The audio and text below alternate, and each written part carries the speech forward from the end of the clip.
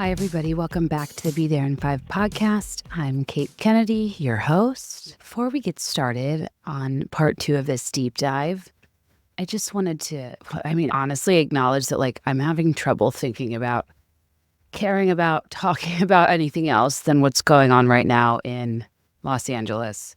I know a lot of Beths live out there. A lot of us have friends and family, loved ones who we are obsessively checking in on and just waiting with bated breath that this will get under control, that the weather will give first responders a break, that this can be contained. And it's just, from afar, I feel helpless. And in the show notes, I'm including a Google form and spreadsheet where if you, your family, your friends, other moms, families, have experienced a great deal of loss, have lost their homes, their businesses, whatever it may be.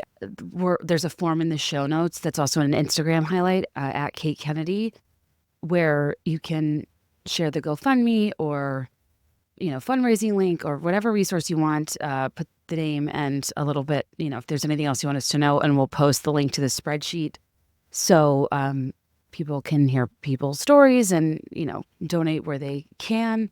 Obviously, it's hard to vet the links, but I trust this community. I need to be better about organizing in terms of when things are going on in other communities that Beths are a part of, making sure our community does what we can to support you. This is a continuation of last week's episode that I'm not going to overly preface because it was a lot of information already. If you didn't get to listen to part 1 of Blake Lively's Power Suit, please do. And we're jumping right into the PR half of Blake Lively's lawsuit and related counterclaims. And we'll talk a little bit about this concept of astroturfing and these alleged digital manipulation campaigns behind the scenes. And there's also an interview I did with an attorney, a former litigator named Alex Mack. And I thought it would be good for you guys to at least not have to hear just me talk and when I'm not like a professional. So before I even ever recorded any of this, I spoke with Alex Mack and asked her some questions just so I was, at least framing this semi-responsibly, getting another person's take. I decided to put it in the second half because there was so much background I needed to get through, because I assume most of you guys aren't reading all 300 pages of this. But yeah, for context, the conversation with Alex was the first thing I recorded, even before I had deep dove a lot of it. And the audio quality is a little questionable. It just happens when you're zooming and stuff. So that's a hard sell to get to the end of the episode, but no, it's a great convo and she's awesome. So listen till the end. But yeah, I wanted to pick up where we left off. So if you missed it, last week I did a deep dive of the Blake Lively, Justin Baldoni dueling lawsuit situation. And we mostly focused on the first part of Blake's lawsuit, Power Suit, a nod to my love for her Power Suits and A Simple Favor. And it's obviously died down considerably this week because we have bigger things going on. But Baldoni's lawyers popped up and he gave a voice note to the Meghan Kelly show about how he was sequestered to the basement during the premiere.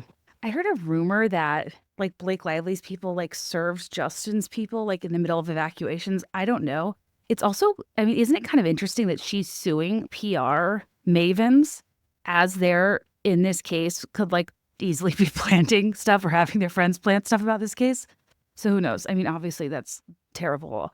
I hate any and all stories of people getting served in the most insensitive of ways to throw them off guard. I love Ted Lasso, but I will not soon forget when Olivia Wilde was served on stage in their custody battle or whatever. Do you remember that? Anyway, so I said last week, I probably don't have as hot of a take as people would like at this point, but I think that since algorithms shape our reality, it's interesting because I heard from you guys throughout the week. Some of you were like, I've not heard a peep of anyone questioning Blake. And some people that are like, I can't believe you're even considering that this could be valid. And I mentioned last week, my TikTok is so Baldoni forward that I think it's kind of shaping my POV as more of a devil's advocate to be all I'm hearing is how Justin brought receipts and is disproving everything. But when you dig into it, I'm if you're in the camp of, Justin is who he says he is, he's a feminist ally and, an incredible advocate for DV survivors, the devil's advocate in me is okay, but Justin more so than anybody, he knows one isolated text about pumping one time is in no way a blanketed form of consent for every other occasion. What is the acronym for consent? You know how like goals should be SMART, S-M-A-R-T, fries? Consent needs to be freely given, reversible, informed, enthusiastic, and specific. Informed consent can be revoked at any time, and key being the S, specific, saying yes to one thing doesn't automatically mean yes to something else. Regardless, so I guess I should start with this sentence that is burned in my brain and that I'm struggling to move on from. I'm kind of surprised other people moved on from so quickly in writing allegedly, which is, we can make it untraceable. So these are 5 words from a text shared in Blake Lively's lawsuit that I think are so compelling and so interesting in the context of Justin Baldoni suing the New York Times for libel, because if Blake Lively has proof from her, discovery, her subpoena that we still don't really know how it was obtained, that it's in writing that what they did was untraceable, how interesting is it for all of them to double down as defendants in suing the New York Times? Because either there's something I'm missing about this comment about it being untraceable and the stuff they put in writing about burying her, or they are so confident in it being untraceable, they're willing to involve themselves in a lawsuit with extensive discovery and that they won't find anything that proves Blake's ultimate claim of orchestrating a PR smear campaign against her using social manipulation tactics and astroturfing, so on and so forth. Very fascinating. Now, I think what a lot of people find particularly compelling about this situation is that these 3 simultaneous lawsuits kind of accidentally exposed this invisible machinery of Hollywood reputation destruction. PR is all about maintaining and supporting your public image. It is a whole different animal to hire PR for the discrediting and destruction of somebody else's. First, I want to set this up by thinking through, let's say there was this fixer and untraceable social manipulator in the background skewing sentiment behind the scenes in some way, in terms of there being these nefarious characters working behind the scenes that make or break reputations. It all hinges upon this concept of astroturfing. Obviously, this comes from the term for fake grass, because astroturfing is all about making something manufactured look organic. Maybe it'll be a watershed case for how bots are used going forward in shaping public opinion. Maybe we'll find that they really aren't as guilty as these texts made them seem. I really don't know what's going to happen. Astroturfing is basically CGI for public opinion. You're creating something artificial that looks completely real. And if I understand correctly, the point of this type of social manipulation isn't to plant completely false stories that are just arbitrary and out of nowhere to make somebody look bad, like things that could be traced back to the source and co-conspirators that are just patently false. But basically, it's a methodology of exploiting existing societal divisions by finding valid criticism about a person and essentially using organic public opinion as a springboard for algorithmic exploitation, which makes it really hard to trace because there's a seed of truth. It's like a combination of deliberate narrative seeding intersecting with existing societal biases that are amplified by algorithmic engagement metrics that favor conflict over nuance. So it's like a perfect storm of a little bit of truth, exploitation by way of technology in terms of algorithms favoring the most extreme things, the highest engaging things, in terms of basically inundating people with one side of something that serves a confirmation bias of the opinion they're starting to develop based on what the algorithm's serving you.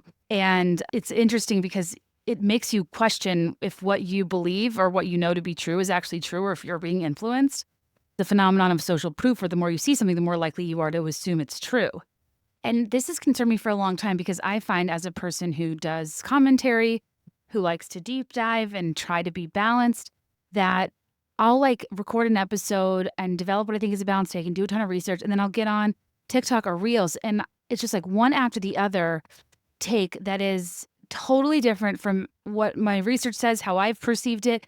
And then I look at the comments and they're so harsh and inflexible toward anyone that disagrees, and it makes me be like, oh fuck, am I on the wrong side of history? Because obviously consensus is that this person's right or wrong, this person's lying or not, this person's a snake.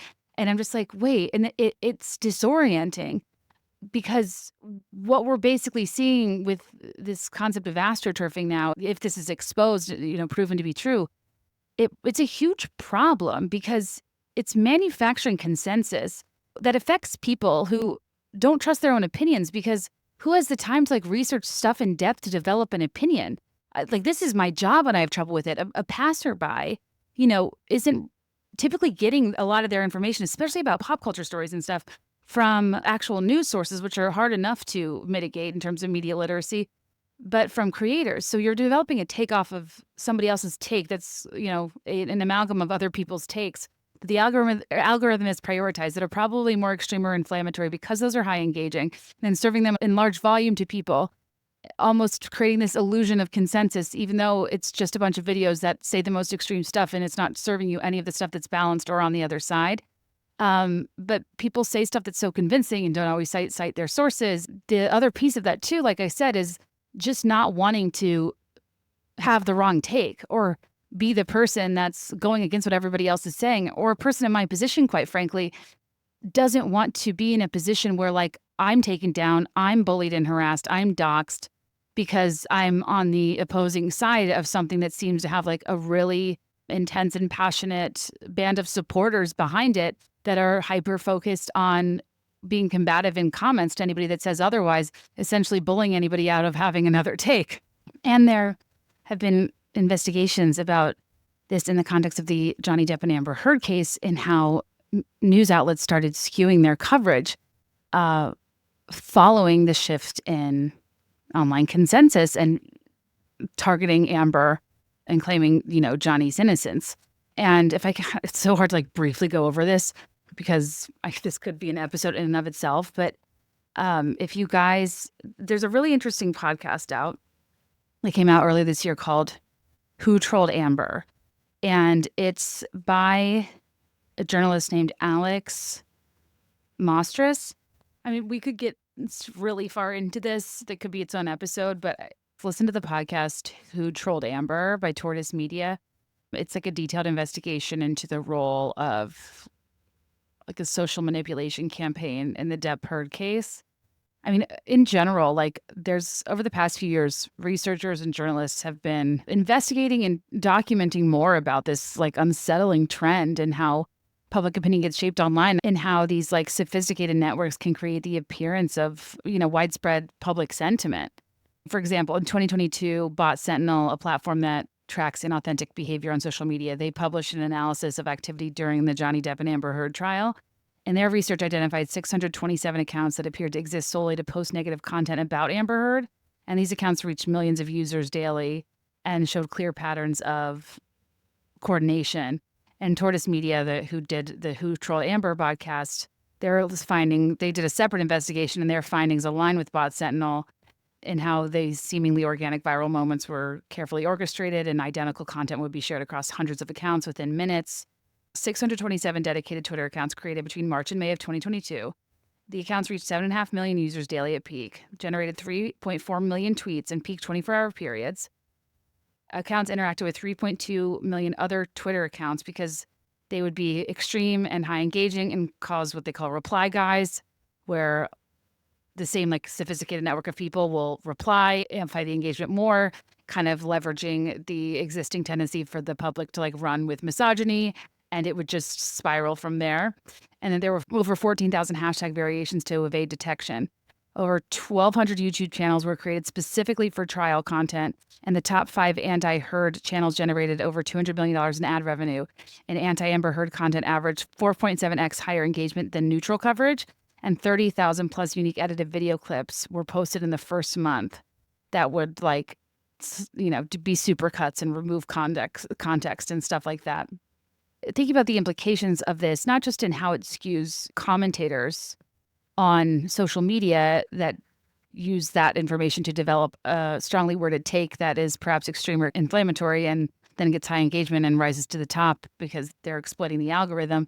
The role of these in like influencing the news media, because there was a separate NBC News analysis done by Brandy Zadronsky in June 2022, which found that 14 major news outlets changed their coverage approach after online pressure.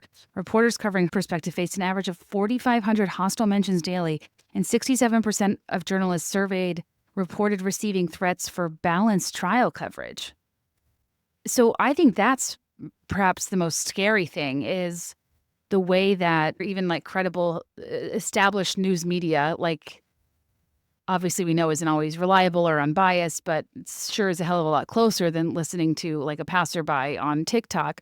But the fact that public response and online trolling and harassment impacts how media outlets report things, I think is like one of the scariest parts, because being able to use a coordinated and sophisticated network of like real people and trolls to like super soak people with hate and death threats and doxing and just make their lives miserable. So when my algorithm was overtaken by older Blake videos and anti-Blake content, I had a really strong feeling of this feels exactly like the Amber Heard situation and the Meghan Markle situation, because in both cases, they were situations where I was noticing my algorithm not just sprinkled, but dominated, fully eclipsed by opinions that I didn't necessarily share, and framing them as consensus I wasn't sure was real, because nobody in my immediate life or circle or people, best I was engaging with online seemed to feel that way. And that's where I started to get suspicious. Like, why is this so intense relative to the subject matter? Like, I found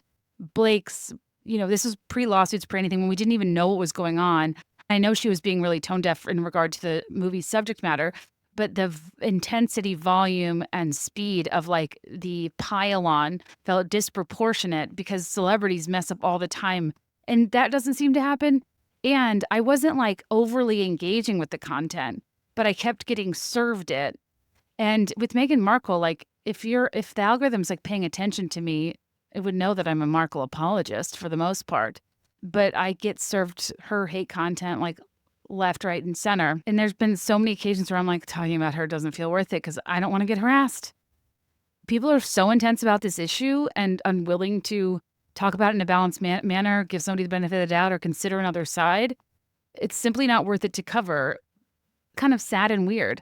Like the fact that even journalists reviewing like Taylor Swift's albums now are publishing them anonymously. Like what the fuck are we doing? Not allowing somebody to have an objective review of an album just because you like it. You're gonna go harass and dox a journal. Like I'm the biggest 50 in town, but my God, if other Swifties are doing that, you are nightmares just like a daydream. Because that is bizarre parasocial behavior in her defense that I don't even think she wants.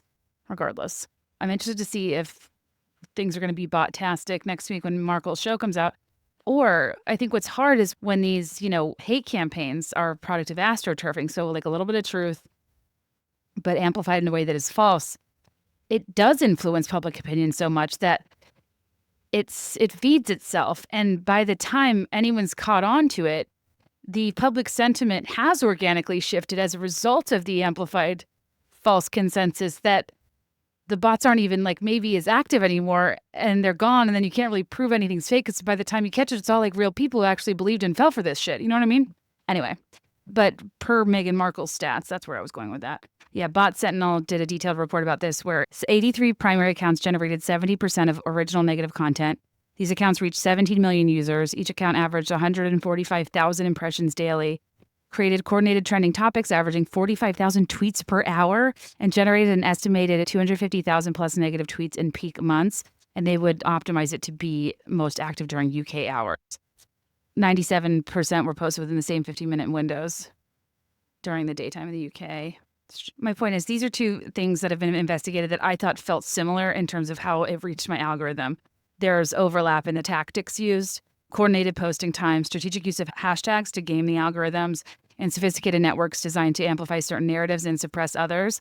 I just think it poses a really interesting question that we have to ask ourselves and check ourselves when we're absorbing news from social media, which is if something's trending, how can you be sure it represents genuine public opinion? How can you know if your take is the right one or if you were manipulated? When I've been talking through this case, I'm like, I don't even know how I've been manipulated. And I think like depending on how this unfolds, it could be like a watershed case of professional ethics for PR professionals in terms of responsibility to public discourse, boundaries of legitimate promotion or damage control, establishing more industry standards and best practices for how these things are handled. If it's now like more of a free-for-all, like I don't really know. But I do think it's a really important conversation in terms of how widespread astroturfing just completely erodes trust, not only in social media platforms, but legitimate news media, And what that could be doing also to democratic institutions, if we're like polluting the information ecosystem and making it harder for people to make informed decisions, and creating like murkiness too with like genuine grassroots movements and being suspicious of that.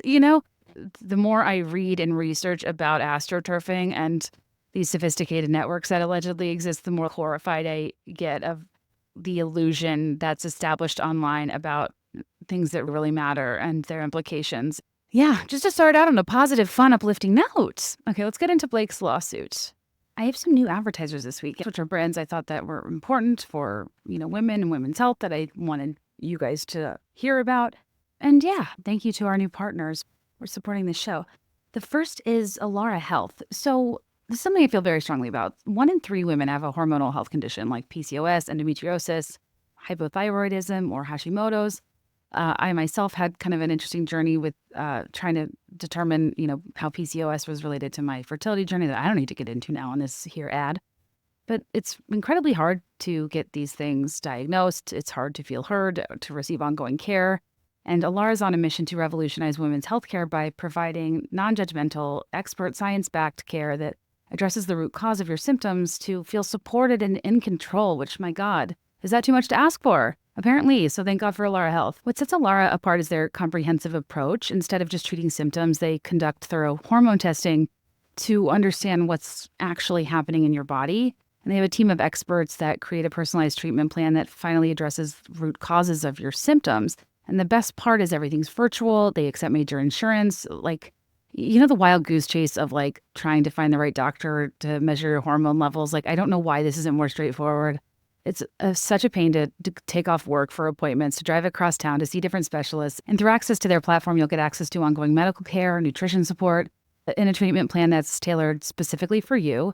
Has transparent pricing. It's trusted by over 15,000 women. And what's also pretty incredible is they have a 9 out of 10 patient satisfaction rating for first visits. And I don't know, like, when was the last time you felt heard by a healthcare provider? I can count on one hand my entire life, pretty much. And Alara's team made me feel seen, supported, and part of a caring community that really understands women and understands the issue of, women's bodies and needs being under-researched, underrepresented, and how easily our claims can be dismissed in a healthcare setting. And they'll help you get answers, they'll help you see results, and they'll save you time and money through convenient virtual care. Things like irregular cycles, fertility challenges, pelvic pain, or other hormonal symptoms. Alara provides the comprehensive support that you deserve. Take control of your hormonal health with Alara Health and get 25% off your first month of personalized expert care by visiting alarahealth.com/BeThereIn5 today. Alara is redefining women's health with expert care for your unique journey. Get started with Alara Health's Compassion First Expert Care today with 25% off your first month when you go to alarahealth.com/BeThereIn5. That's alarahealth.com/BeThereIn5 to enjoy 25% off your first month right now. That's ALLARA, by the way. Thanks to Alara. Oh man, I'm so excited to have Liquid IV back on as a sponsor. The show is sponsored by Liquid IV. The thing that I'm always doing behind the scenes at BTIV5 is drinking Liquid IV while I sit here, because I am a terrible water drinker and I desperately need the hydration. And the extraordinary hydration from Liquid IV is unmatched and has been a ritual of mine for many years and will continue this year. With flavors like their new hydration multiplier, sugar-free raspberry lemonade, household favorite. They have so many good flavors on their website, from acai berry to lemon lime to pina colada. And their sugar-free flavors that are my household favorite. My husband loves the white peach. They also have my favorite ice cream of childhood, rainbow sherbet, which I always forget what's the difference between sherbet and sorbet. But regardless, rainbow sherbet Liquid IV is where it's at. It's powered by Liquid IV Hydroscience, an optimized ratio of electrolytes, essential vitamins, and clinically tested nutrients that turn ordinary water into extraordinary hydration. 3 times the electrolytes of leading sports drinks. I love a 2-for-1. I'm a millennial, always be optimizing. I want my 1 bottle of water to serve as 2, and 1 stick and 16 ounces of water hydrates better than water alone. You'll never find me on a plane without a stick of Liquid IV. You'll never find me podcasting without a stick of Liquid IV. I'm not a big exerciser, but I do swim at the gym. And if I'm going to plunge my outsides in water, I feel like I do need water in my insides to be able to swim too. And I always have one with me there as well. I've just been relying on this stuff for so many years, and I'm just excited they're advertising again so I can talk about them in all the many ways they've improved my life drastically as a person that hates drinking water.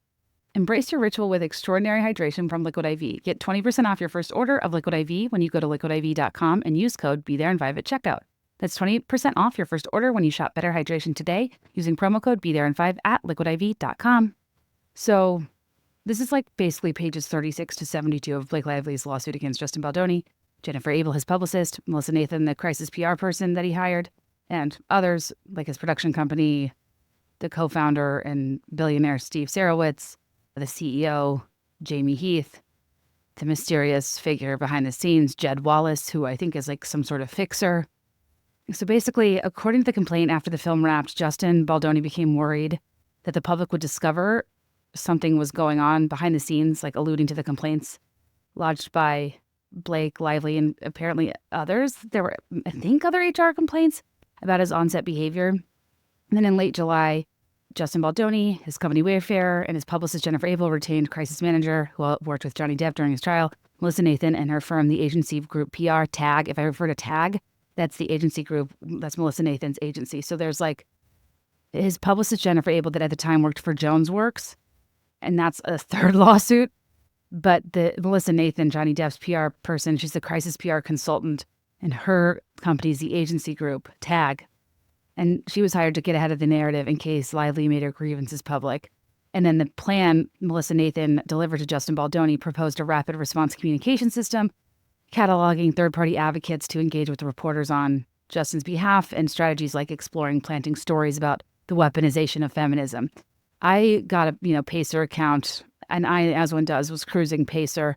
And I have to like pay to play for each and every legal document I download. Not only to pay for every document, you have to pay for every like appendix. And it's a racket. But I downloaded the separate exhibits because in the press, like I didn't see anybody that actually had or quoted the exhibits that were the scenario planning document and like Sony's marketing directive. And I actually think the scenario planning document wasn't as crazy and damning as I thought. The stuff in writing is more about damage control. But they made the mistake of, at the very end, it says, as part of this, our team can also explore planting stories about the weaponization of feminism and how people in Blake Lively's circle, like Taylor Swift, have been accused of utilizing these tactics to bully into getting what they want. So, there's written proof of planting stories. They at least have that. And then allegedly, Baldoni expressed concerns that TAG, the agency group's plan, was not aggressive enough to protect him. And then in response, his publicist, Jennifer and Melissa, discussed over text that Justin Baldoni wants to feel like Blake Lively can be buried. And while they agreed to do that, Melissa Nathan said, we can't write it down to him. We can't write, we will destroy her. Because imagine if a document saying all the things he wants ends up in the wrong hands. This is on pages 40 to 41. I think that this is a huge smoking gun. I don't know why we're ignoring this. And I think that like, no matter what they want to say about, it being a function of damage control within reason, and they didn't do anything nefarious behind the scenes, and they didn't participate in a smear campaign, it's pretty damn hard to explain that statement. And it's like kind of an excuse for like, if it's all not in writing, the thing that they put in writing is that they would never put what they're doing in writing. Imagine if a document ends up in the wrong hands. Imagine if that text ends up in the wrong hands. So I just feel like people are really glossing over that. And on page 42, Melissa Nathan later assured Jennifer Abel, his publicist, do you know we can bury anyone, but I can't write that to him. That to me is like not sarcasm. That, it's like, that I'm not buying that this is like out of context, because even with Justin's context, he didn't address like those specific quotes that I think are the most damning, except for one had an upside down smiley emoji after. And I actually didn't know this. Apparently that implies sarcasm, which I need to be careful about using the upside down emoji. I just thought it meant like, silly me, I'm dangling upside down. On August 5th, Blake's team is concluding on page 43 that Baldoni directed Nathan's team to engage in what they called a social manipulation campaign involving direct media engagement, seeding on content online, boosting that content, suppressing negative stories about Baldoni, and amplifying negative stories about Lively. The complaint alleges that this included hiring subcontractors like Jed Wallace to weaponize a digital army to create, seed, and promote content that appeared to be authentic on social media platforms and internet chat forums. The Baldoni team would then feed pieces of this manufactured content to unwitting reporters, make content go viral in order to influence public opinion.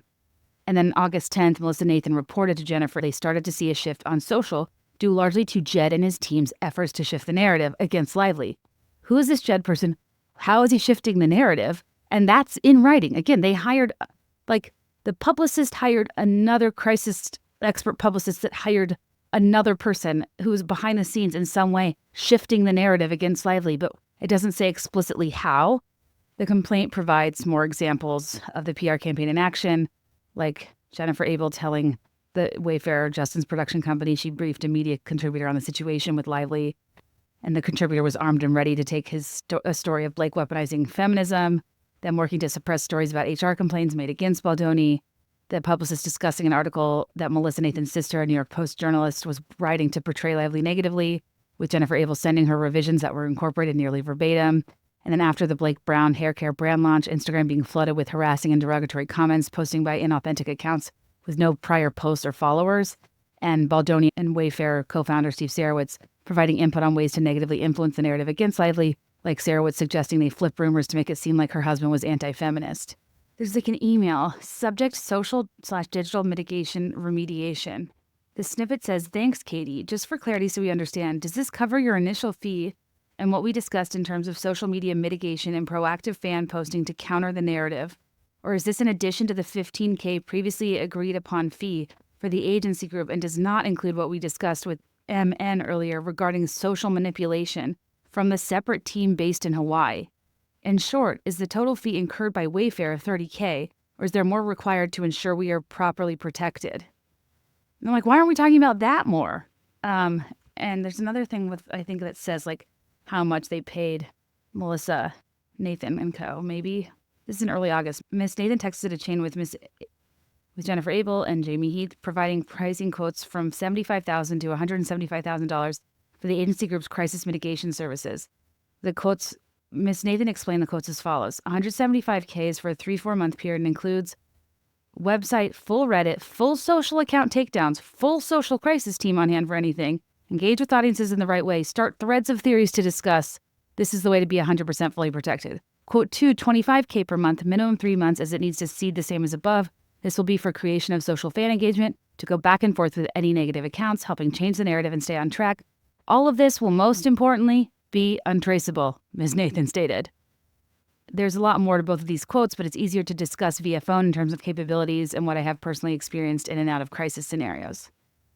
So like they have in writing, I don't know if this is an email, a text, or WhatsApp. The formatting is really weird in this, like the screenshots. But like we have in writing, it will be untraceable. We have in writing things like full social account takedowns, starting threads of theories. We have memos to someone named Katie about paying more money, who seems to be part of another team, I guess maybe with this Jed Wallace character, doing something called social manipulation from the separate team based in Hawaii. My question is, do they even tell their clients that they do this? Or do they just appear to be like the best at what they do and act like it's an organic shift in sentiment? Because what I will say in Justin's counterclaims, he seemed overly concerned when he was seeing a ton of Blake media. He was like reaching out to his publicist being like, this wasn't us, our guys wouldn't do that, so on and so forth. And part of me is like, well, you're acknowledging you have a guy that he could do that and that you've hired a guy to do something. But also, like, I don't know if he would have like fake texted all those times just in case his text got out to appear like he didn't want to actually take her down and that he was like being a nice guy. Like, I think that's somewhere in the middle. Like, I don't think that he is as diabolical as like, you know, people on one extreme might want to believe he is in terms of him like maybe thinking that they go as far as they potentially did. Like, I don't really know. But also he did hire Johnny Depp's crisis PR. Like I don't know. I just never know how much B of the D to give man bun over here. I really don't. Yeah, their dialogue's just interesting. Like the publicist texting, the majority of socials are so pro-Justin, and I don't even agree with half of them, LOL. I mean, that was just a lot of work just talking everyone off the fucking ledge for those 2 pieces. He doesn't realize how lucky he is. We need to press on him just how fucking lucky. The whispering in the ear, the sexual connotations, like Jesus fucking Christ, other members feeling uncomfortable watching. I mean, there is just so much. Also, they're like not good at writing sentences. It's very, everyone writes and texts very weird in this whole situation. There's a memo, Ms. Nathan quoting someone and says, "We are crushing it on Reddit," and quotes Jed, this like behind the scenes fixer dude. And Lively's team alleges on information and belief, Mr. Wallace has described himself as a hired gun and claimed a proprietary formula for defining artists and trends. On August 10th, 2024, Ms. Nathan stated to Ms. Abel that socials are really ramping up. She continued, "It's actually sad because it just shows how people really want to hate on women." And I find that fascinating to both acknowledge and be the ones exploiting the tendency for misogyny to really propel planted seeds of stories like this further. What a horrible job that I don't understand how you sleep at night, but okie doke. On August 9th, Jennifer Abel circulated a screenshot of a post by a woman saying, Justin, the creator of a show called My Last Days, exploits the struggles of individuals facing terminal illnesses for his own gain. He found my friend who was battling a serious illness and followed her life closely. Despite her grace in not speaking ill of him, I sensed from the start that something was deeply wrong. Justin weaponizes therapeutic language, presenting himself as thoughtful and supportive, yet his actions reveal a very different reality. He portrays himself as an ally to women and the vulnerable, but it's all a facade. He manipulates the vernacular of care to mask his true intentions. In reality, none of the proceeds from the show benefited the individuals he profiled. He even had the audacity to depict her hometown, a vibrant and affluent community, as a small, impoverished town. His portrayal was not just inaccurate, but insulting. Once the show aired, Justin took his profits and vanished, leaving nothing but a sense of exploitation in his wake. His behavior was not just tacky and gross, it was a betrayal of the very people he claimed to uplift. In response, Jennifer Abel stated, I'm assuming this is not true in the slightest. Either way, we flagged it to Jed and his team for more serious action on the social side. Similarly, on August 13th, 2024, the team discussed the ways to use the digital team to amplify positive stories and that they will chat with Jed in response to these allegations. Okay, let me put a pin in that because there's something I need to tell you that I found related to that show he did about, what was it called? My Last Days. So hang on one second. Right after these brief messages. I'm really excited because I'm having one of those days where I'm staring at my phone, I'm scrolling through delivery apps, I'm trying to find something healthy but still craving restaurant quality food. And on Tuesday, my Cook Unity meals are coming. This is also, guys probably think I'm lying, but this is something I pursued as well because my husband found them when I was postpartum. And I was like, if there's one thing you can take off my plate, it's like, I don't want to put any thought into what I'm putting on my plate. I don't even want the decision fatigue of going through like a delivery app. And he found Cook Unity a meal delivery service that's different from like your average meal delivery service or something that's sending you ingredients that you have to cook. What makes Cook Unity different is that they work with actual award-winning chefs. We're talking Food Network alums, James Beard Award winners, acclaimed restaurateurs. And their incredible chefs craft small batch meals using local and seasonal ingredients wherever possible. They arrive fresh, not frozen. You microwave them. And I know a microwave meal might sound a certain way, but like when I tell you this is not your average microwave meal, like they have delicious food that I have dreams about. The variety in the menu is incredible. You can browse by protein, chef, cuisine, dietary preferences. Let me pull up my menu for this week so you know what I'm working with.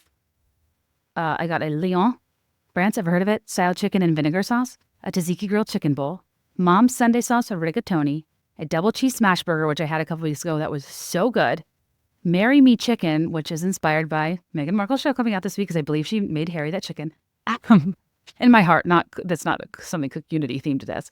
And my very favorite of theirs, creamy mushroom cavatelli, which is like a pasta I would pay $25 for at a restaurant.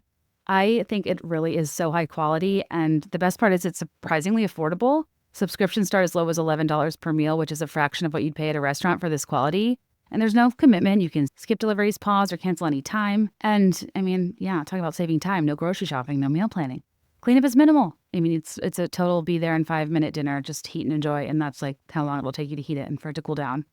And I just love that they support local chefs and suppliers and everything's delivered directly to your door. Not frozen, not processed, just fresh, chef-prepared meals ready to enjoy. Reset your routine with convenient, mouth-watering meals crafted with local ingredients by award-winning chefs. Go to cookunity.com/BeThereIn5 or enter code BeThereIn5 before checkout for 50% off your first week. That's 50% off your first week by using code BeThereIn5 or going to cookunity.com/BeThereIn5. Okay, so you can't like find a lot about this, but when I was looking for Justin Baldoni's lawsuit to make sure I didn't miss like any exhibits or appendices in like Pacer, I couldn't find his on there anyways because it wasn't a federal lawsuit. But what I did find was another lawsuit involving Justin Baldoni. So in September of 2021, somebody named Travis Flores filed a copyright infringement lawsuit against Justin Baldoni and several others involved in the film 5 Feet Apart. And according to this complaint, Travis Flores alleges that 5 Feet Apart copied substantial elements from his screenplay 3 Feet Distance without authorization. The lawsuit states that in 2016, Flores sent his 3 Feet Distance script to representatives of genetic testing company Ambry Genetics, so on and so forth, with an agreement to keep it confidential. He alleges Remington later consulted on 5 Feet Apart and provided Justin the script or portions of it. leading the film to copying key elements. In 2018, a year after CBS Films announced the development of Baldoni's then untitled cystic fibrosis film, Baldoni asked Flores to appear in his documentary series My Last Days about young people with terminal illnesses. Flores agreed, but says he made an effort to avoid disclosing his screenplay to Baldoni. The complaint lists numerous alleged similarities between 3 feet distance and 5 feet apart, like themes, characters, specific plot points, and lines of dialogue. It accuses Baldoni and other defendants of willful copyright infringement. So Travis Flores tried to sue Baldoni for copyright infringement, alleging that he had access to his screenplay through a consultant and incorporated elements into 5 feet apart without permission, around the same time that, weirdly, Justin Baldoni featured Travis Flores in his My Last Days documentary series. And it didn't generate a lot of press. But the reason I think this is so weird, because if true, it's pretty awful, because the lawsuit was dismissed by the plaintiff, but not because, if I'm reading this correctly, the lawsuit was dismissed not because it was proven that 5 feet apart didn't copy 3 feet distance, but that the way the copyright was registered, or something about the timing involved with the copyright, it made it unenforceable. And it just didn't get a lot of pickup. But I think it's pretty messed up, if I understand it correctly, because the lawsuit says Travis Flores, and again, you can say whatever you want in a lawsuit, but this is what it says. And, it's on record that this is a person who actually has cystic fibrosis, and it would make sense that if he's alleging his screenplay that he wrote about his own experience, 3 feet distance, was appropriated for 5 feet apart. I don't know. It doesn't sound like the biggest stretch. It says Travis Flores is an activist, philanthropist, motivational speaker, actor, screenwriter, and children's book author.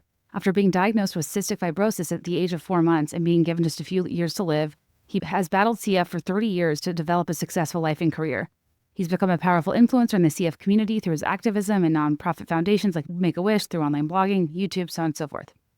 In 2010, he began writing a fictional screenplay inspired by his own life and struggles entitled 3 Feet Distance. The title was based on medical guidance that CF patients should never get closer to each other than 3 feet because they are prone to spreading harmful bacteria to each other.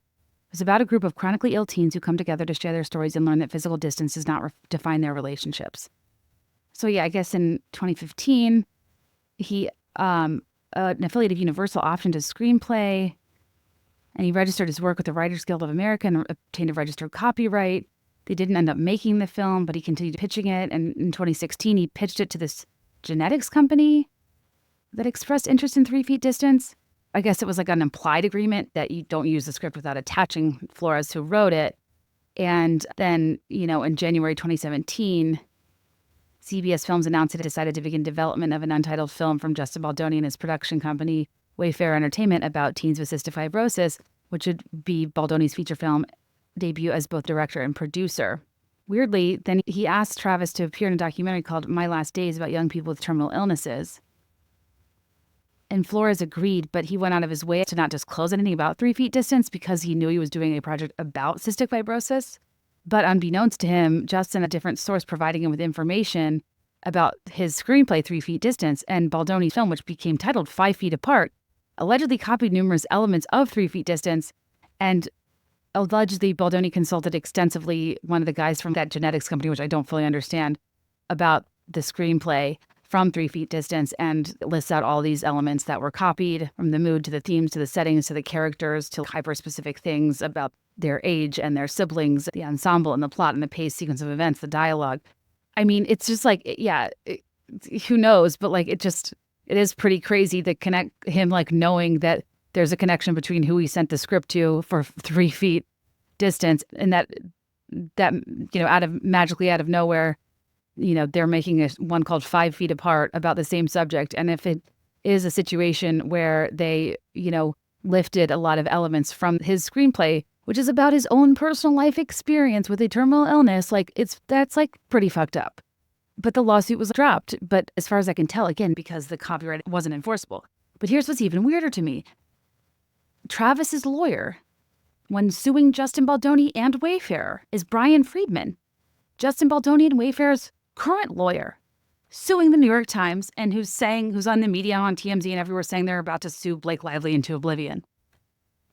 That is odd, because as far as I understand it, it's generally considered a conflict of interest to use a lawyer who previously sued you to represent you, because it could create a situation where the lawyer has access to confidential information about you from the previous case that could potentially be used against you in the current representation, even if the cases are seemingly unrelated.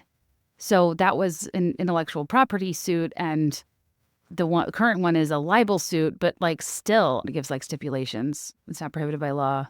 It's not the same litigation or proceeding before a tribunal. Each affected client gives informed consent confirmed in writing.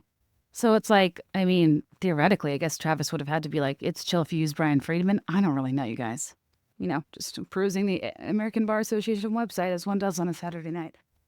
Lawyers must avoid representing a client in a matter that is substantially related to the representation of a former client if the interests of the two parties are adverse, unless informed consent is obtained from both clients. If there's a different scope of representation and matters are unrelated and Freeman had no access to confidential information from Flores that could be used to benefit Baldoni, it might not constitute a conflict. I gather while not unheard of, like this is a pretty uncommon practice and most lawyers avoid situations that could create the appearance of a conflict of interest, particularly in high-profile or interconnected cases. But yeah, Brian Friedman, well, that's interesting because he released the voice note to the Meghan Kelly show. He represented Meghan Kelly in 2018 when she was famously fired from NBC after wasn't she like questioning why blackface is racist or something? I forget. He has like an interesting client list because like I think he worked with Kelly Clarkson.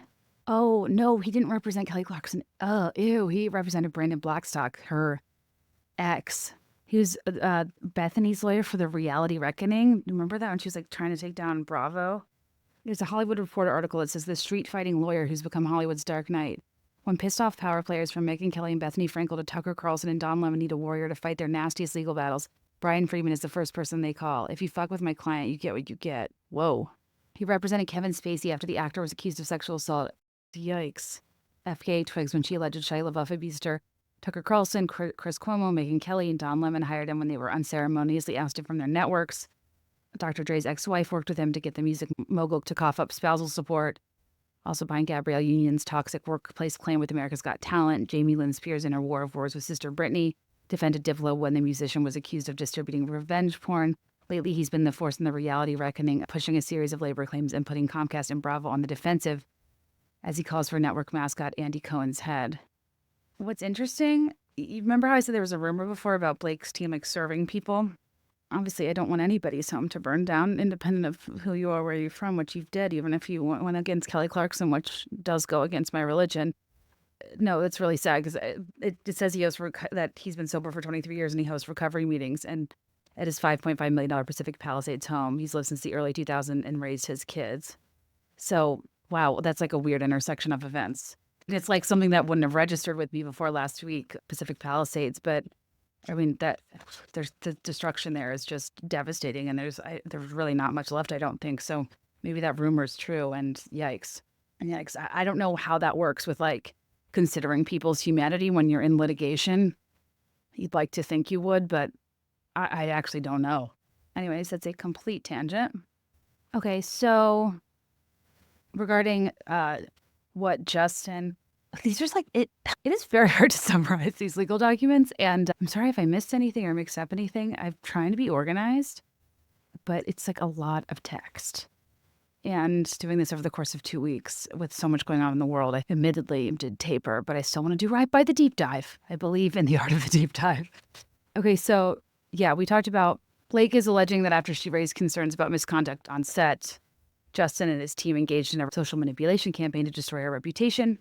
And basically what Justin's responding to is, Blake saying that the crisis manager, Melissa Nathan, who proposed, creating like websites, Reddit pages, full social crisis team, would, take down, engage with audiences, start theories, a way that would be untraceable, like all those things I just said from her complaint. And in response, Justin Baldoni claims the full communications were not cherry-picked to refute Lively's allegations and show he had no intention of harming her. He says his public relations efforts were rudimentary, above board, and entirely defensive, motivated by concern that Lively's team had been seeding stories critical of Baldoni and Wayfarer.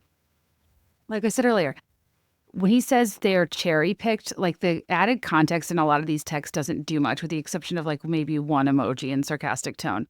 But what the texts do make him not look nearly as on the offensive as she described. And he does seem to be making sure that his team is not planting specific stuff, isn't going below the belt. He seems worried about, I don't know. It's kind of interesting. I still think that her suit and this suit maintain very little that implicates him specifically in the PR smear campaign, except his publicist saying that he wants to feel like she can be buried, and him sending that one screenshot of like, we need to do something like this. And it's a screenshot of like Hailey Bieber being positioned as a bully in some article, suggesting that I guess that's what he wanted to position Blake as. I actually think he came across better in the PR part of this, as if he didn't want to do anything that would be overly harmful to her. So one of the most damning things, as I said, in Blake's lawsuit is that she claims Abel and Nathan discussed via text Baldoni wants to feel like Lively can be buried, agreeing that they would do that but can't put it in writing because it would get them in trouble if the documents end up in the wrong hands.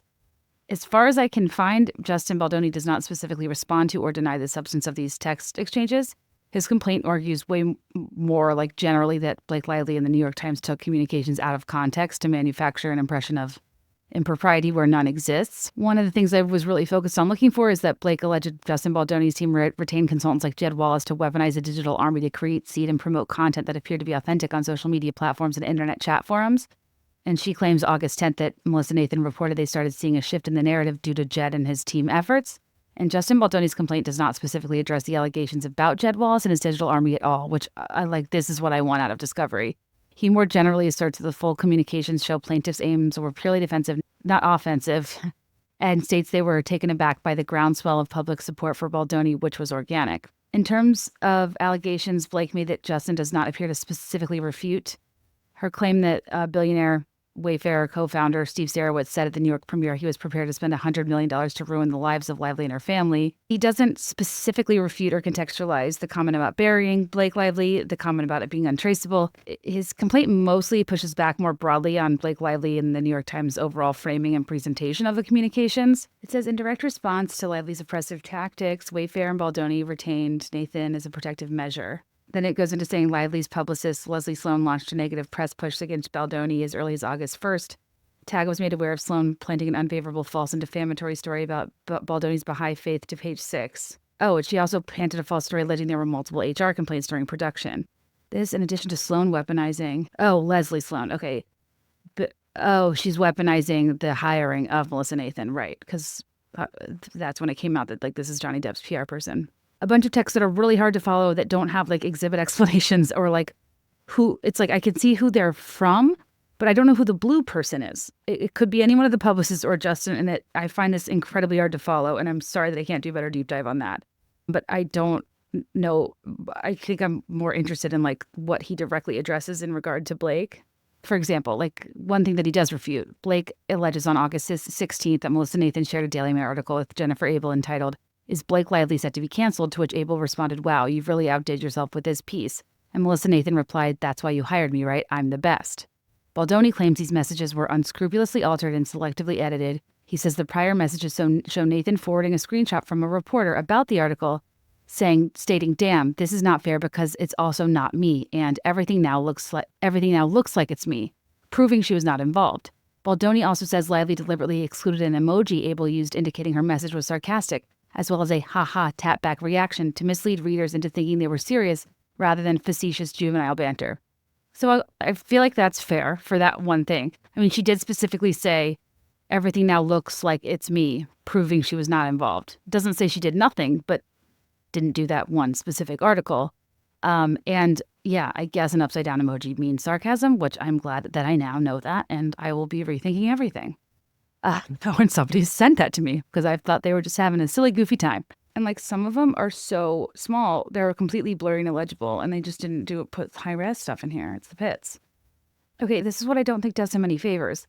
So they do address like the text thread. We can't write it down to him. We will destroy her. And what I guess was excluded is the person responds saying, "Of course not, but I told him that's the point of talking through." I guess this is between Melissa and Jen. So Melissa says like, "We can't write, we will destroy her." She says, "Of course," and this was excluded. Jen says, "Of course not, but I told him that's the point of talking through," which I don't think helps. Of course, we're not going to write it down. That's the point of talking. He has to look at it as an information document for us to be armed with. That's all. Imagine if a document saying all the things that he wants ends up in the wrong hands. And the text that was excluded following that was, "The work is not the document. The work is the fucking crisis. LOL. And another excluded response was, "If it's any consolation, he's like this with everything. Overthinks, stresses, high anxiety. He just needs to be educated on how this process works." You know we can bury anyone, but I can't write that to him. I will. I'll be very tough. Like, I don't know why they're pointing out that was excluded when it doesn't, like, say anything that refutes it. It just provides more context to support it. And I guess this was a follow-up text excluded. Anyways, so yeah, that doesn't really say much. Yeah, this is nothing. This is nothing. Oh, sorry. Just a bunch of excluded text that I don't think really say anything. What it's doing is proving cherry picking, but it's almost like, well, I think they did that to like be specific, not to leave out context with the exception of like one or two of these claims. And then like he included context that I don't think helps his cause. Like, socials are really ramping up in his favor. She must be furious. It's actually sad because it shows you people really want to hate women. So we have that text, but socials ramping up in his favor. She must be furious. We didn't have, which I don't think refutes anything. And then he includes a text from himself. Good morning, team. I was thinking about the response to this weekend. I feel like what we should do is emphasize the voices of survivors. Going to be a lot of buzz on how much the movie made, but I want to be the one that always directs it back to the survivors. I'd love to come up with some sort of video or carousel or messages from survivors in their response to the film. Okay, this is interesting. So it says, hi, tag team. So this is, I think, something that does make him look semi-innocent. August 18th, hey, tag team. I've been seeing some IG comments on random posts defending me by people who are private with no followers and they feel like bots. Can you please confirm we are not doing any of that? I really don't want bots defending me as it feeds into their potential narrative. Melissa says, I can fully confirm we do not have bots. This is also not what we do. Bots look fake to anyone, but it doesn't mean they don't have like some other proprietary algorithm of like semi-real, you know what I mean? Like whatever. The other team is doing something very specific in terms of what they do. I know Jamie and Jed connected on this. The other team is doing something very specific in terms of what they do. Jamie and Jed. Okay, so yeah, like Jed's doing something specific. I think it's not bots, but I think it's like a coordinated, sophisticated network of accounts that maybe are partially real or run by a real person in large volume, like AI driven. Like, I don't know. Bots and fan accounts also run pretty organically by now with all the AI platforms and Google Analytics itself. There is no bot army. That's a myth these days. Any digital team these days is far more intelligent to utilize something so obvious. So it's not that they didn't use it. It's that they're using something more intelligent. And then Melissa sends proof that like Blake's using bots. The below should answer everyone's question on what a bot team looks like and why every single comment suddenly skews in her favor in a nonsensical way. At least sprinkle them in. She needs to fire her bot team. Justin says, how can we say somehow that we are not doing any of this? It looks like we are trying to take her down. And Melissa says, it doesn't. They are doing all of this themselves and it's really obvious. This is bots. I'm so confused. And there's a text from Melissa Nathan with an article from the Daily Mail. Unearthed Blake Lively interview. Show her use slur for trans people. This just ran. Obviously, none of us knew about this either, but once media goes in, they go in. The best thing we can do right now is be quiet. Let's get through this week together and then move on and back to regular planning. The content creators are on fire, and Justin, she has handed it all to them on a plate. Just concentrate on the success of the movie, your family, and next project. I have this weird feeling that she's going to reach out to you for a conversation in the next couple weeks, or he will. Don't think that happened. And then that's Melissa saying, like, showing her interviews for It Ends With Us, saying, you did not do any of these. We did not do any of these. This is all organic. Stupid, really stupid. I cannot believe she didn't mention working with a shelter or DV. None of this is your fault. It's breathtaking how tone deaf it was. And then they send like a positive TikTok about someone's experience with him. And that person has since gone on TikTok, been like, it's so weird I'm named in the lawsuit. Like, I'm not hired by anybody. Like, that was my organic experience. Melissa says, let's discuss at some point. We need to be careful not to put out any stories that look so placed. Definitely open to a discussion as a group on different ideas as it links into new projects to clear it all up. Justin says, definitely don't want to place stories and yet just want to change the narrative. I wish they would write that. I only said nice things about her and I never spoke disparagingly of the cast. And so it's apparent the feud only works one way. I would love to start the move toward the future of what's next. Not sure when the time would be right. But announcing I'm directing Pac-Man, I think it would be a good move sometime soon. And it says, curiously, neither Lively's CRD complaint nor the article make any mention of embattled publicist Stephanie Jones, former publicist to Wayfarer, who's now part of a separate lawsuit in New York that was swept up in plaintiff's smear campaign. And yet, on August 14th, 2024, Jones sent an email to Heath detailing her recommended strategy to flood the zone with positives, prepare alternate stories, so on and so forth. Wayfarer later terminated Jones for, among other things, having allegedly leaked information to the Daily Mail despite specific instruction from Wayfarer not to. Jones is notorious for exacting her revenge on any client brave enough to escape her grasp. It's hardly a coincidence that all of the communications in which Lively and the Times now rely were purportedly produced by Jones' company Jonesworks LLC, pursuant to subpoena. So basically what they're saying, that third lawsuit I mentioned where the former publicity company owned by Stephanie Jones, Jonesworks, they think that when Jennifer Abel left Jonesworks and poached, like took Wayfarer and Justin, like along with him as a client, in her own form of retaliation, Stephanie Jones, I guess she somehow got Jennifer Abel's old phone from when she worked there, which still doesn't make sense to me. So that's kind of most of what Justin says. And it just leaves a lot out there in the open. And it doesn't address Jed Wallace. It doesn't address like this other digital team. It doesn't address their other methodology that's like not bots, but like it's not something that seems somewhat orchestrated or artificial. Like I just think both lawsuits have their things that they prove that are pretty strong. They refute that decently well.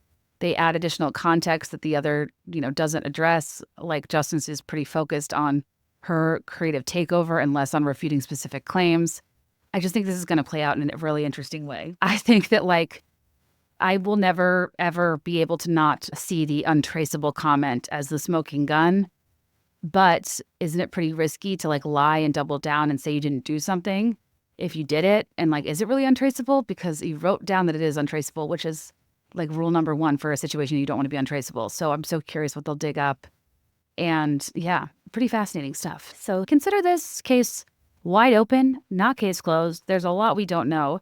And I think I was hoping to have a little bit more of a right and tight take after going through the second part, but I think I'm even more confused because I feel like he did a good job of making it look like he didn't want to make her look bad or be combative or plant stuff. But at the same time, it almost seems like his team was doing something behind the scenes that is like, I'm not going to ask questions. They're not going to say specifics. They just say, we have a digital team we contract, like who knows? I don't think a lot of clients would want to be implicated in that. And maybe that's the seedy behind the scenes sinister business that will uncover in all of this, in which case that would be wild. And maybe that's the thing Blake like knows something about that she like is pretty confident she can expose. And it would be interesting, especially considering that connection to what I mentioned earlier with Johnny Depp and the, campaign against Amber Heard that allegedly took place with the analytics done by independent third parties. And while we don't know if and how Melissa Nathan was specifically involved, she is connected to him. So while correlation is not causation, it's all just a very intricate web of people orbiting similar themes that would be really fascinating if there was some clear evidence that all of this actually happens, and if it could set like a precedent for, the limits of what you can do and how you can leverage bots, AI, sophisticated networks of accounts. And if there is a way to put some like legal parameters around what is and isn't acceptable, because when you think about how this could influence the public, not even knowing if your opinions are your own, if online consensus is real, it's pretty spooky, especially when you consider it in the context of how these things could like influence democratic institutions. I mean, things that like really matter, more so than my opinion of Blake Lively and Justin Baldoni. It's pretty spooky, but I guess we'll see. Okay, so we'll get into the interview now. I think this is us kind of rehashing some stuff we've already talked about, but just me needing to bounce it off of somebody else. And I wanted you guys to hear some of the insights she had about him filing like an anti-SLAPP lawsuit, the potential of that, why Blake filed a complaint. And now I think people are more clear on that. But when we recorded, people seemed confused by the complaint versus the lawsuit and some other stuff. So I hope you enjoy this conversation. You're the best for being here. I feel like this deep dive on the other side was like a little more tepid and less detailed, but it's just a lot of reading legal paperwork because it's just summarizing it doesn't make as much sense as like reading it word for word. But then like I'm bored on your behalf doing that. So for that, I apologize. We will get to my conversation with Alex Mack, who, and just for some background, Alex is a skilled attorney with a passion for making complex legal issues understandable for everyone. With over 10 years of experience in high-stakes litigation, Alex specializes in breaking down celebrity lawsuits, providing clear and insightful commentary on the legal aspects that often make headlines. Whether it's defamation, privacy rights, or contract disputes, Alex brings a wealth of experience and a down-to-earth approach to discussing the legal battles of public figures and helps audiences understand the intricacies of celebrity-related legal cases and the broader implications they can have on both the entertainment industry and the law. We are so grateful to Alex for being on the Be There in 5 podcast. There are a couple parts where the audio is a little bit spotty because it's, trying to get ambient noise out of two people's audio using different mics. And sometimes, sometimes that's a challenge. But hopefully it's fine. And I hope you enjoy the interview after these brief messages. Okay, so this is a company I found on my own, started using on my own. And said, Courtney, can we reach out to them? Because I think that this is incredibly helpful. It's called Rocket Money. And if you're like me and start every free trial in America and then forget to cancel it after 7 days, 14 days, whatever, and then like accidentally pay people for an eternity, this is for you. I'm a self-employed person, and a lot of what I've done over the years is like subscribe to different apps, different services, different like B2B functions that different websites do to kind of serve as like a contractor for a position that I don't have someone hired for because I have to do everything myself. So like at one point I had like, I think over 25 monthly subscriptions that like, some of them were things I wasn't using anymore. I'm embarrassed to say this. It caught that I was paying for something twice. It's a personal finance app that helps find and cancel your unwanted subscriptions, monitors your spending, and helps lower your bills so you can grow your savings. It's like the start of the new year, so I was excited they wanted to work with us because it's the perfect time to get organized, to set goals, to prioritize what matters. I'm not like the best at budgeting. It's kind of budgeting bums me out, but there's nothing I hate more than wasting money on stuff I like do not use. And my goals feel more achievable with Rocket Money because they're not only putting my subscriptions in one place, they're helping me realize what I do and don't use and helping me achieve my budget by first and foremost cutting things that I absolutely do not use, do not need. You'll see all of your subscriptions in one place, know exactly where your money's going. For ones you don't want anymore, Rocket Money actually helps you cancel them, which is so wild. And their dashboard gives you a clear view of your expenses across all of your accounts. So you can create a personalized budget with custom categories to keep your spending on track, see your monthly spending trends in each category. I get alerts if my bills increase in price, which I really appreciate because my God, do these streaming services just hike it up, but like it's nobody's business. And it also, alerts you if there's unusual spending activity, which I appreciate. And this is so cool and crazy. Rocket Money even tries to negotiate lower bills for you. They'll automatically scan your bills to find opportunities to save, and then you can ask them to negotiate for you, and they'll deal with customer service so you don't have to. Like crazy, crazy, crazy. I think it's like such a brilliant service, especially since we're signing up for so many things anymore. And here's the thing, I like subscriptions that actually add value to my life, but Rocket Money helped me find subscriptions that I forgot about. And yeah, I'm really exposing myself here with how bad I can be about money-related things. Rocket Money has over 5 million users and has saved a total of $500 million in canceled subscriptions, saving members up to $740 a year when using all of the app's premium features. I mean, you guys, kind of a no-brainer. Cancel your unwanted subscriptions and reach your financial goals faster with Rocket Money. Go to rocketmoney.com/BeThereIn5 today. That's rocketmoney.com/BeThereIn5. rocketmoney.com/BeThereIn5. Okay, so this is a company that I wanted to tell you guys about and wanted to work with because I have a long history of pretty rough cystic acne. And I laugh because it's not funny because it traumatized me for many years. And that's why I got obsessed with putting on makeup when I would have rather just gotten my skin under control. And it is a company called Apostrophe. What makes Apostrophe special is they connect you with real dermatology experts who create personalized treatment plans just for your skin. And the process is brilliantly simple. You'll fill out an online consultation about your skin goals, medical history, snap a few selfies, NBD, nothing I'm not already doing anyway. And a dermatology provider creates a custom treatment plan specifically for you without waiting rooms and rushing to appointments. And here's what stuck out to me, you guys. I don't know if it's Chicago. I don't know what I'm doing, but I can't get in to see a dermatologist to save my life. It's months of waiting. And by the time I get there, I don't even remember what my skin questions were or my skin needs have changed. And I think it's really nice to have an option to virtually figure this out, to get access to both oral and topical medications if you need them with clinically proven ingredients. And Apostrophe, they'll treat everything from hormonal acne to dark spots and even, back and chest acne, chacne as they call it. Basically, they've got you covered from head to toe. I've for the most part moved out of the acne phase of my life. I know a lot of people deal with this, and I think it's a really great option if you have trouble getting into a derm for prescription solutions, but they also have solutions for reducing dark spots, improving skin texture, the rosacea of it all. I encourage you to go and check out all the things they can help you with and treat as it relates to dermatology. If you need a faster solution for your skin, and actually I just looked down and I am rocking some Chacne. I'm sure you all wanted to know that. So I'll be using my own code. But we have a special deal for our audience. Get your first visit for only $5. Dang! At apostrophe.com/BeThereIn5 when you use our code BeThereIn5. That's a savings of $15. The code is only available to our listeners. To get started, just go to apostrophe.com/BeThereIn5 and click Get Started. Then use our code BeThereIn5 at sign up and you'll get your first visit for only $5. Thanks to Apostrophe for sponsoring this episode. All right, everybody, please welcome Alex Mack to the Be There in 5 podcast, perhaps the greatest pop culture illusion of a name I have ever heard. I'm melting into a metallic liquid puddle. Welcome, attorney Alex. Well, thank you, Kate. I'm so happy to be here. Thank you for having me. So I'm genuinely curious, what made you kind of want to dabble in content creation and use your expertise on social media? Like, of all the professions where, like my accountant became a YouTube star and like left me, and my dentist is a TikTok, has more followers than me on TikTok. Sometimes I get frustrated, but the people that I think belong in this space are lawyers who can help us digest and distill really complicated situations that I just don't think are made to be interpreted by people like me. So how'd you get started doing more commentary?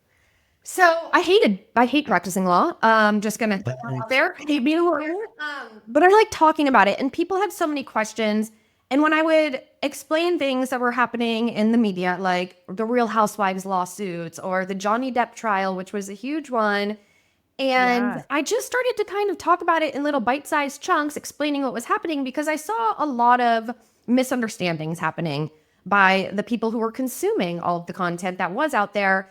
And I discovered that I actually really like this. I like breaking it down. I like explaining it to people who might not otherwise understand what's really happening.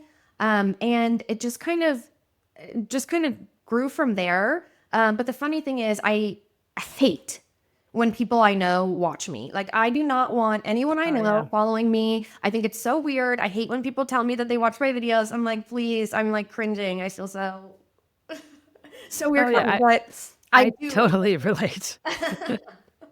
If I meet, even when meeting people in passing, I'll just like tell them I'm a CPA, just so because if you tell someone you make content, they're going to go look it up. And then the idea that, I'm deep into this career and it's still hard.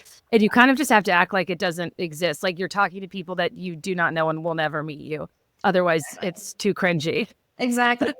Someone said something recently that was like, don't kill the part of yourself that cringes or that's doing something cringy, but kill the part of yourself that cringes overdoing it. And I was like, okay, maybe I should just step into that and, really embrace this, but I'm not there yet. Could not agree more. I think if you cringe, it means you're doing it right, because it means you're approaching something with earnestness, and people have trouble with earnestness and effort, but ultimately that's how anything gets done. And I think that, some of these interviews we've uncovered of Blake over the years are the type of cringe I don't want for myself. We can only hope we're doing the best we can with the info we have at the time. But I think kind of the crux of so the intro is kind of explaining like, so much of the dialogue right now is really jumping the gun, I think, in terms of like who's right, who's wrong, who's believable, who's credible, who's a victim, who's not. And we were just talking offline, like this isn't even the tip of the iceberg. It has barely started. However, what I can't get past in going through all of this, that I feel like is being a bit eclipsed by the kind of character assassination discussions, is that what this feels like is a new era of social media warfare where like lawsuits are becoming the new press release. I was curious to like start with, December 21st, Blake drops her complaint, a CRD complaint. And can you explain to people what this document was, how it differs from a lawsuit? So starting from the beginning, when it comes to a lawsuit, anyone can file a lawsuit with any allegations they want. When in certain states, like in California, if you have a lawsuit when the claims are going to be based on employment practices, you have to go through some administrative requirements. And one of those in California is filing the complaint with the California Department of Civil Rights. And it's different than a lawsuit because you're filing it with an administrative agency and they will then investigate it. And they can determine, they can, after investigating the facts and circumstances, they can come to any conclusion they want. But they can also give you a right to sue. And that's what Blake would have filed the complaint with them for, is this right to sue, because otherwise she couldn't immediately jump into court. The interesting thing to me here, though, is we get the Blake complaint because it was linked in that New York Times article. And Oh, that's the first place the public was able to. Okay. Yeah, because an administrative complaint like this is going to be confidential. You're not going to be able to go on the California Department of Civil Rights website and look up people's complaints about their employers. Right. Like HR, like confidentiality is the name of the game. Right, right. So when that came out, the first thing that jumped out to me was there's no case number on this document. So whenever a lawsuit is filed in court, it gets a case number and it gets a stamp up at the top of the document that will say filed on December 21st, 2024. There was nothing on this document. So that kind of raised a flag for me. And the other thing I think is very interesting about this complaint is she filed it in California because she needs to be able to sue there. But when she actually did file her real complaint, which was filed in federal court in New York, she did it in New York. So why file this complaint in California if your intent wasn't to file a lawsuit there at any point in time? And bigger than that, who leaked this complaint to the New York Times? How did they get it?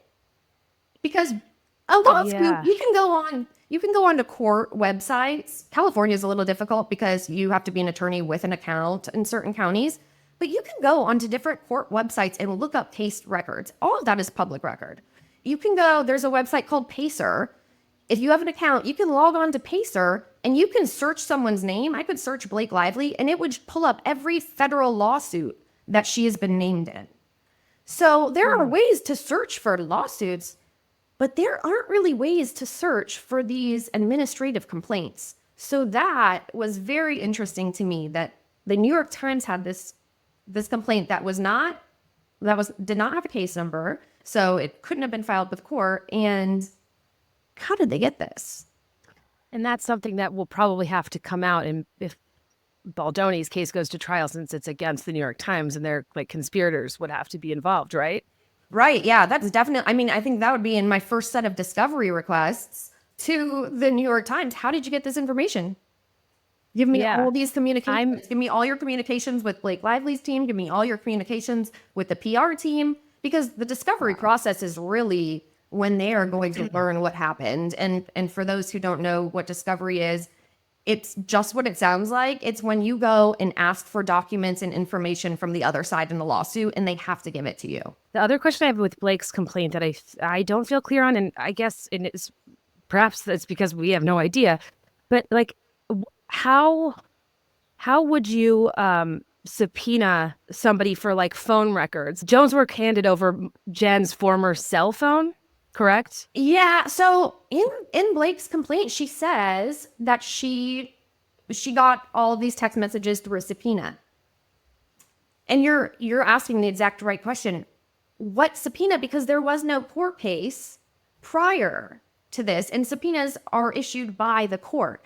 My guess is that maybe they did like a friendly subpoena where they say, we're going to go to the court and ask the court to allow us to subpoena you for all of these records. But why don't you just, help us out here and turn these over so we don't have to waste the attorney's fees and all the time going to court just to get this order. That's my guess on how it happened. But wouldn't it be risky of her legal team to like formally say these were legally obtained through a process of civil subpoena when like if it was friendly and informal, that wouldn't necessarily be true? It's a stretch for sure. But that was the only stretch that's in her complaint, in my opinion. So Jones' work is Stephanie Jones. Stephanie Jones is not named in the complaint. Stephanie Jones hates Jen for leaving and poaching clients. Exactly. It's fair to speculate that perhaps one might be cooperative if it implicates a person whose guts you hate, because you're already in an industry that's not exactly, known for a sterling moral compass. I don't know. It doesn't seem crazy to think that there might have been some motive there, given what we know with the third lawsuit now of this extreme fallout. Of course, 100%. Stephanie Jones in that lawsuit, so she's suing for a variety of things, breach of contract between her and Jennifer Abel. So Jennifer Abel used to work for Stephanie Jones, and then she left Jones Works and took Justin Baldoni and Wayfarer with her as clients. And so she's suing over the breach of contract with that, over a torturous breach of contract. So like you interfered with my contract with Justin Baldoni. She's suing for that. But she's also saying you guys also put out some bad press about me. And so she's suing for that as well. And that is where it's wrapped up in the bad press related to Blake and that whole thing. So the Jones Works lawsuit is interesting because it's really a business dispute within Jones Works, but it gets enmeshed in this whole Blake and Justin drama because Stephanie Jones is alleging that Jennifer Abel, who and Melissa Nathan, the crisis PR woman who were handling PR for Justin, wrapped Stephanie Jones up in it and kind of let people believe that Stephanie was planting negative stories about Blake and Justin's drama. And in that Jones Works complaint, she includes some text messages from or between Melissa Nathan and Jennifer Abel, or from Jennifer Abel to other people.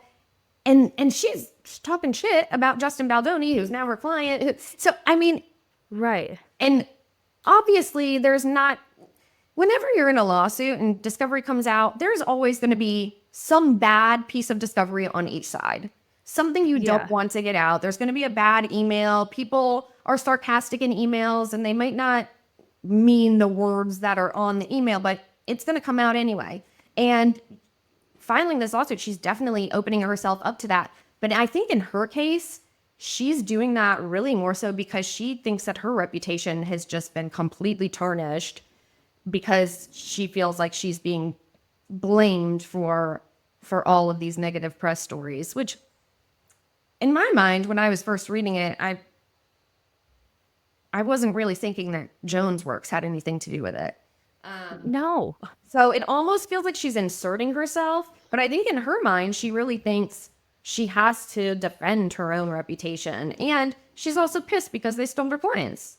Yeah, I know. I find that her involvement fascinating, and I find that reputation management of a person in reputation management, shouldn't anybody know that? Like, what a can of worms this is, but whatever. Yeah.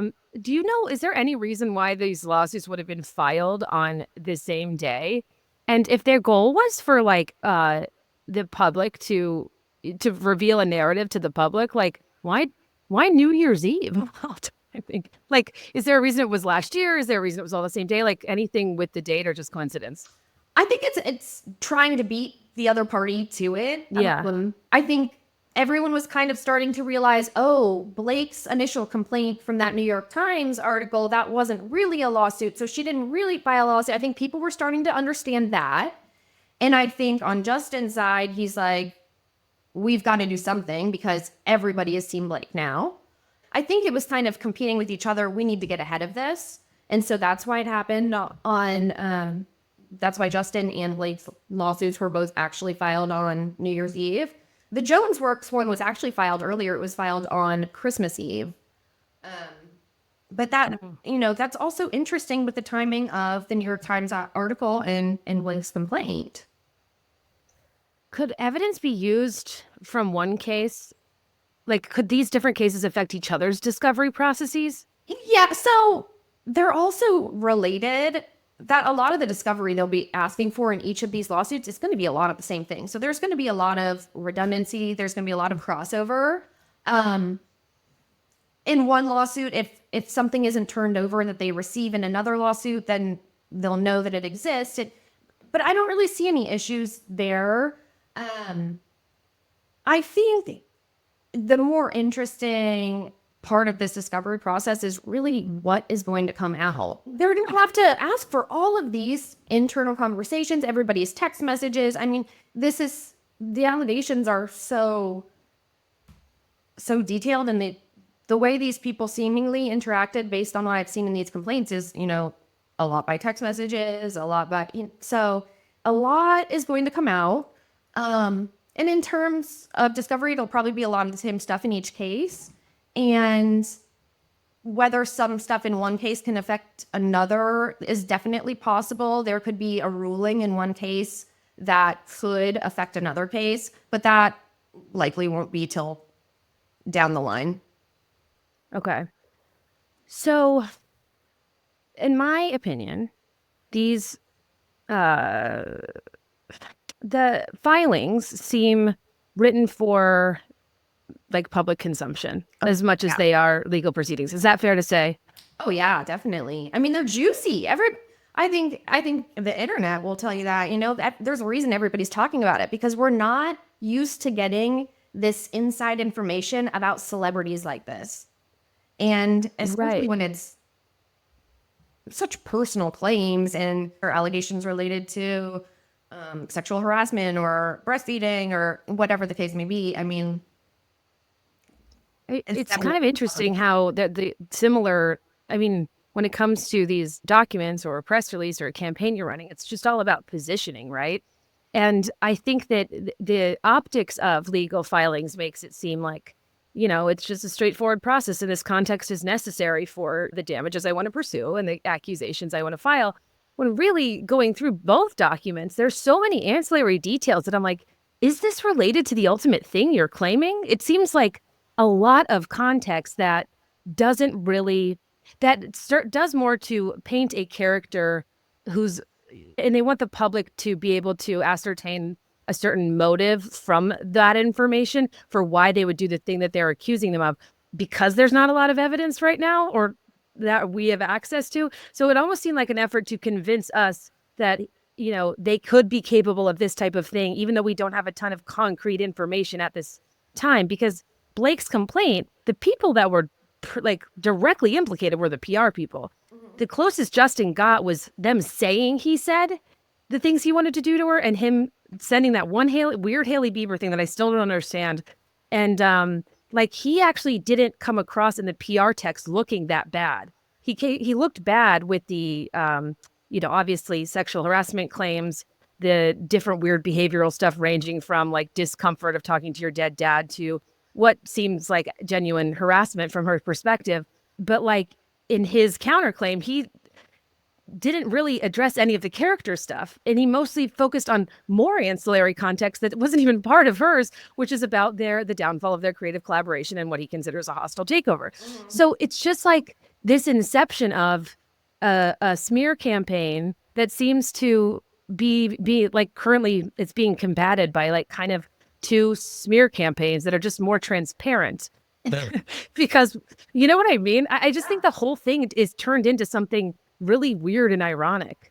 Yeah, part of the reason for a lot of the ancillary details, I think, is because there are so many parties in each of these cases. So some details relate to claims that are against one party, and some details relate to claims that are against another party. So the sexual harassment claims, for example, against Justin Baldoni will rely on different facts in the complaint than the claims against Melissa Nathan and her PR company.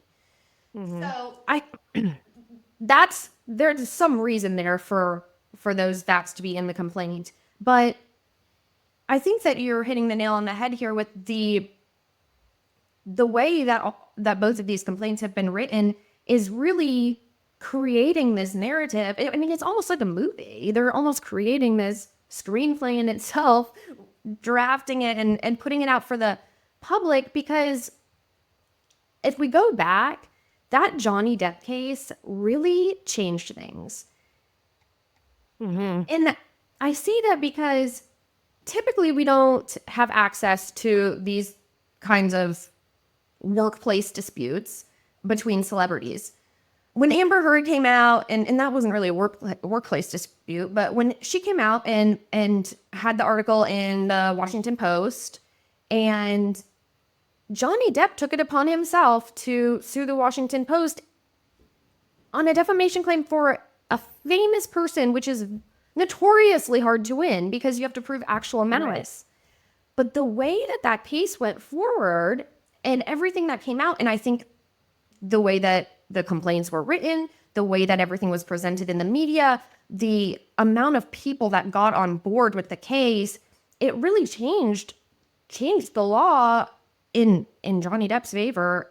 And it lowered the standard, and it made it such that this public trial is really what they're going after here. It's not necessarily about the legality of what happened, but it's about I'm going to file this lawsuit to show the public that I'm right on this, I'm not the bad guy, I didn't do this, even if the substance for the legal claims themselves doesn't necessarily hold up.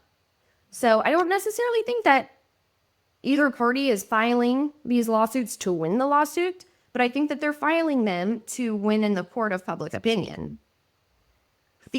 These claims are hard to win. The New York Times hasn't lost a libel suit since the Nixon administration. I mean, it's not really. That's what I find. So that's kind of why I was like, these feel like glorified press releases and not legitimate lawsuits. But if people are going to start using our legal system in this way and it becomes more of a pattern, like, oh my God. And the way it galvanizes social media is just like so troubling because people use these cases as proxy wars for very real issues. Right. And it makes you wonder what you're consuming. Yeah, absolutely.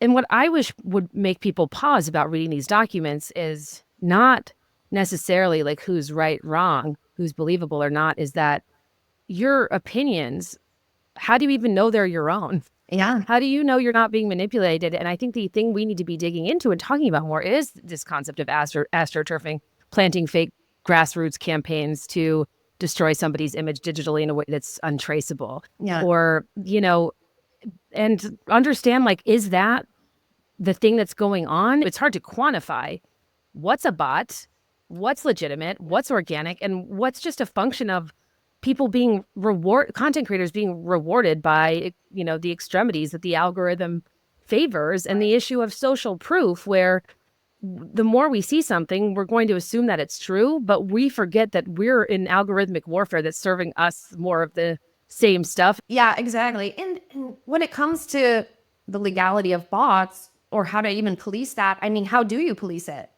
I know California enacted a law, I think it was a few years ago, where you're supposed to disclose if bots are being used. I have never once seen any disclosure of any bots. And I know I've seen bots.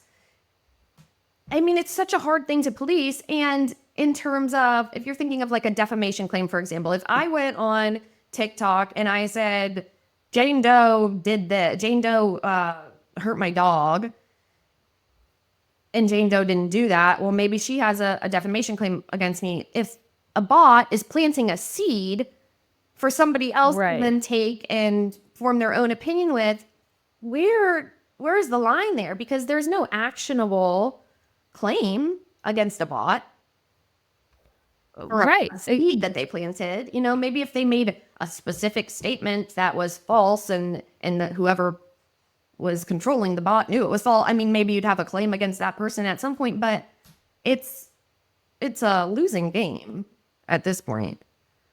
Totally. And I mean, like, I feel like even society kind of glossed over that because it's kind of an interesting thing that these campaigns, if real, are so effective that even in the event of like Meghan Markle calling it out, for example, people didn't even really care. In 2022 Bot Sentinel, they analyzed 114 Twitter accounts targeting Meghan Markle. Their findings that were 7 accounts had coordinated 70% of the negative content. And they weren't just bots. They were sophisticated networks of real and automated accounts working together. And it was almost like a digital pyramid scheme of hate. And they revealed something called these single purpose accounts, which are profiles created solely to attack one person. And that's what they were finding with Blake Brown, the hair care brand's Instagram comments. Accounts with 0 followers, no posts, created recently, pushing the same narrative, slightly different wording. In her Depp case, digital researchers identified node farms, which are networks of accounts that amplified specific narratives. And what's kind of interesting about Lively's case is that we actually have visibility into strategy documents that would back this up, whereas the other two are independent research. But we have text literally saying, like, I don't know, it's almost like this might be the first time we can get closer to proving, even if we can't fully quantify it, but proving that there was intent to harm and that this type of methodology was used that can maybe set a precedent. So we actually have some sort of, regulations going forward. I don't know if that's wishful thinking, but I just feel like up until now, no one's really cared when people have pointed it out, because we're already so far gone from the campaigns themselves. Yeah, no, totally. I agree with that 100%. What did you think about Justin's counterclaim? Oh man, I have a lot of thoughts. So going back to Blake's, when I first saw hers, I'm like, you can file a lawsuit with any allegations, anything you want. You can say it in a lawsuit. She puts, little clips of these texts. So when I first saw hers, I'm like, oh, she's got receipts and she's putting them in the complaint. So, tends to make me think they have some substance to these claims. Then Justin's came out and you see all of these text messages that were excluded along with the ones that were included. And then you start to wonder, what else was excluded? Clearly, there was some cherry picking going on here. And that was a big piece that stood out to me when I first reviewed it. A couple other issues that stood out to me. One, him never pushing back on her. So she would allegedly threaten to quit or threaten not to promote the movie, threaten to get Colleen Hoover not to promote the movie too. And they just kept giving in at every turn. And it's like, it didn't really add up to me. And one point, when it finally got to the point where they were editing the movie and she's taking over all the editing and again says she's not going to promote the film if you don't let me edit. But then it said she fired I think it was the editor, and she fired the composer. And I'm like, how does she have the authority to do that? That is like a huge question in my head. How does she have the authority to do that? Was that another scenario where she didn't have authority, but she wanted it done and you acquiesced? Maybe that's the case, but that allegation was not clear to me. Another big one that really stood out was, that list of demands that Blake had prior to them resuming filming after the strike. And they all started with, no more this, no more this, no more going into Blake's trailer when she's naked. No, all this stuff. And in Justin's complaint, he says, well, we disagreed about the basis for why these things were necessary, because a lot of these things were already happening. We already had an intimacy coordinator. And actually, it was Blake who didn't want to meet with the intimacy coordinator, blah, blah, blah. Okay, but as a lawyer, if you're coming to me and you want my client to sign something that says no more this, no more this, no more this, if they haven't been doing that, I'm crossing out the no more. I'm not letting you sign that, because then on its face, it implies that you were doing that before. So if you weren't doing that before, why would you even agree to a document that says that?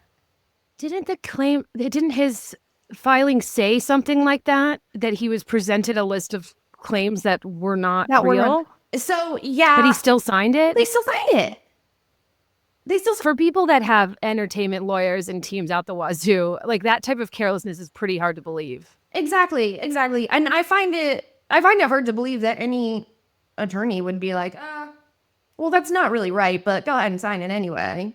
It's like, just take out the no more then. We'll agree to an intimacy coordinator. Just put, we'll have an intimacy coordinator.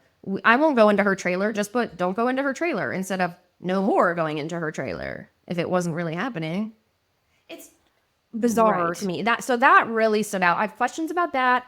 I have questions about why they kept letting Blake do everything. Why'd they let her take over the wardrobe? Why'd they let her take over the editing? Why did they let her fire these people? I mean, at every single point in time, it seems they just gave in to her because she would threaten to quit or not promote her movie. But then my lawyer mind goes to, well, she had an employment agreement, right? We haven't seen it, so I don't know what it says, but I would assume it requires her to do promotional activities. So is she threatening to breach that contract? And why would you not uphold her to her duties under the contract? I mean, the whole thing, I have so many questions, which is why I have not formed an opinion here on whose side I believe, even though if you see my TikToks, everybody yells at me on one about Blake's allegations saying I'm Team Blake, and then on Justin's allegations saying I'm Team Justin. Right. But in reality, in every lawsuit, there's going to be a little truth on this side, a little truth on this side, and it's going to come out in discovery. So we're going to see a lot of information coming out over the next few months. And I think it's going to be really interesting. to go back to some of the things you're talking about. So, okay, I think what's so interesting is like there's a text shared. Okay, what was it? Was it in Blake's complaint? There's a text shared where she wants a scene changed, but she said like he was asking her about like doing a shoulder shot, and she was like, "Oh, I was wondering that, but like didn't want to say anything." And she almost seems kind of like she was trying not to rock the boat or be difficult, which I thought was kind of just an interesting thing that's very different from the picture being painted. But beyond that, I was putting myself in her shoes and I'm thinking, okay, so I have the, let's just say, Justin, there's legitimacy to him being more of like a woke feminist type of male that had a podcast about toxic masculinity, so on and so forth, like ranging from, total fraud to kind of just an ayahuasca douche to like actual legitimate, feminist ally. Like, who knows where he falls. But I think that like if they didn't really get along or vibe, and he was kind of arrogant and challenging to work with and really wanted specific things for this movie that was about an experience he had never had, that was about and for women, and she felt like it really should be more creatively directed from her POV, from the female gaze. She wanted to get more involved. She wanted to do wardrobe, blah, blah. Like, I can see how organically she would want to inject more of herself into this movie, given the gravity of its contents and, so on and so forth.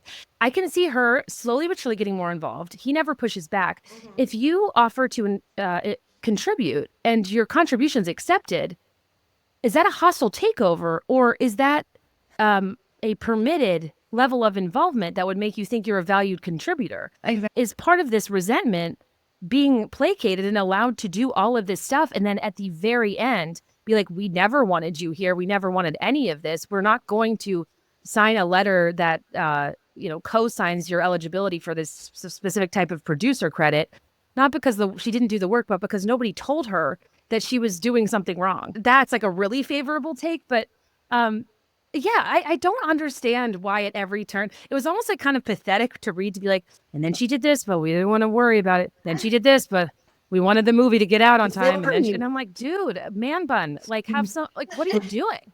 I was thinking the same thing, because there's got to be a point where it's like, okay, we've given in to all these things, but she owes us some duties here too. So if we're not getting what we need out of this relationship, why do we keep bending over backwards? And you're right. I mean, if we keep allowing her to do this, is it really a hostile takeover? I mean, we're allowing it. We're permitting it. The whole thing is, it's mind-blowing. And that's why I really, really want to see this employment agreement, because I want to know what it lays out, what her role was supposed to be, and if there is any wiggle room within that. Well, even with like the cherry picking, for example, I think this is so confusing because, sure, if you're going to remove context from text threads and cherry pick certain things, that's fair to say Blake did that. But also, so is the other side, because in no way does one text saying, hey, I'm pumping, let's run some lines, give a person consent for a free-for-all to barge into your trailer. And human beings know that, but for some reason, like, the internet's really like sinking their claws into that as a means to discredit her like entirely. And I'm like, people are mixing up breastfeeding and pumping. We don't know if it's like a willow that's inside of her bra, if she is topless, if we don't know if her baby's there. Like, there are circumstances where I let people watch me breastfeed or pump, and circumstances where I wanted to and I was entitled to my privacy and I was allowed to make that call for myself. And I just think that's a weird topic where I'm like, what are we talking about? That her saying it was fine once is, her claim is invalid, that he, invaded her privacy. Yeah, exactly. And I think part of that is the way the complaint is written, because she talks about these specific instances. So then when he comes back in his complaint and says, well, in that specific instance and that you mentioned, this is what really happened. You actually said I could come here. And the other time when Jamie Heath went to your trailer and I think that was the time she was breastfeeding. And he made eye contact. And she was apparently the eye contact thing. And she was covered, but they were taking makeup off of her collarbone. And he asked, oh, should I come back later? And she said no. I mean, there is so much gray area in all of these. And as moms, you and I both know, like you just said, there's times when I'm going to want my privacy and there's times when I'm not. So one time when I'm telling you, okay, you can come by my trailer, I'm pumping, doesn't mean you can come to my trailer every single time I'm doing anything with my kid or pumping, breastfeeding, whatever the case may be. But I think part of that is the way that the complaint itself is written about these specific instances. But and I think intentionally, Justin goes back to those specific instances to say, actually, this is what happened here. This is what happened here. But there are some that Blake brought up that he did not address at all.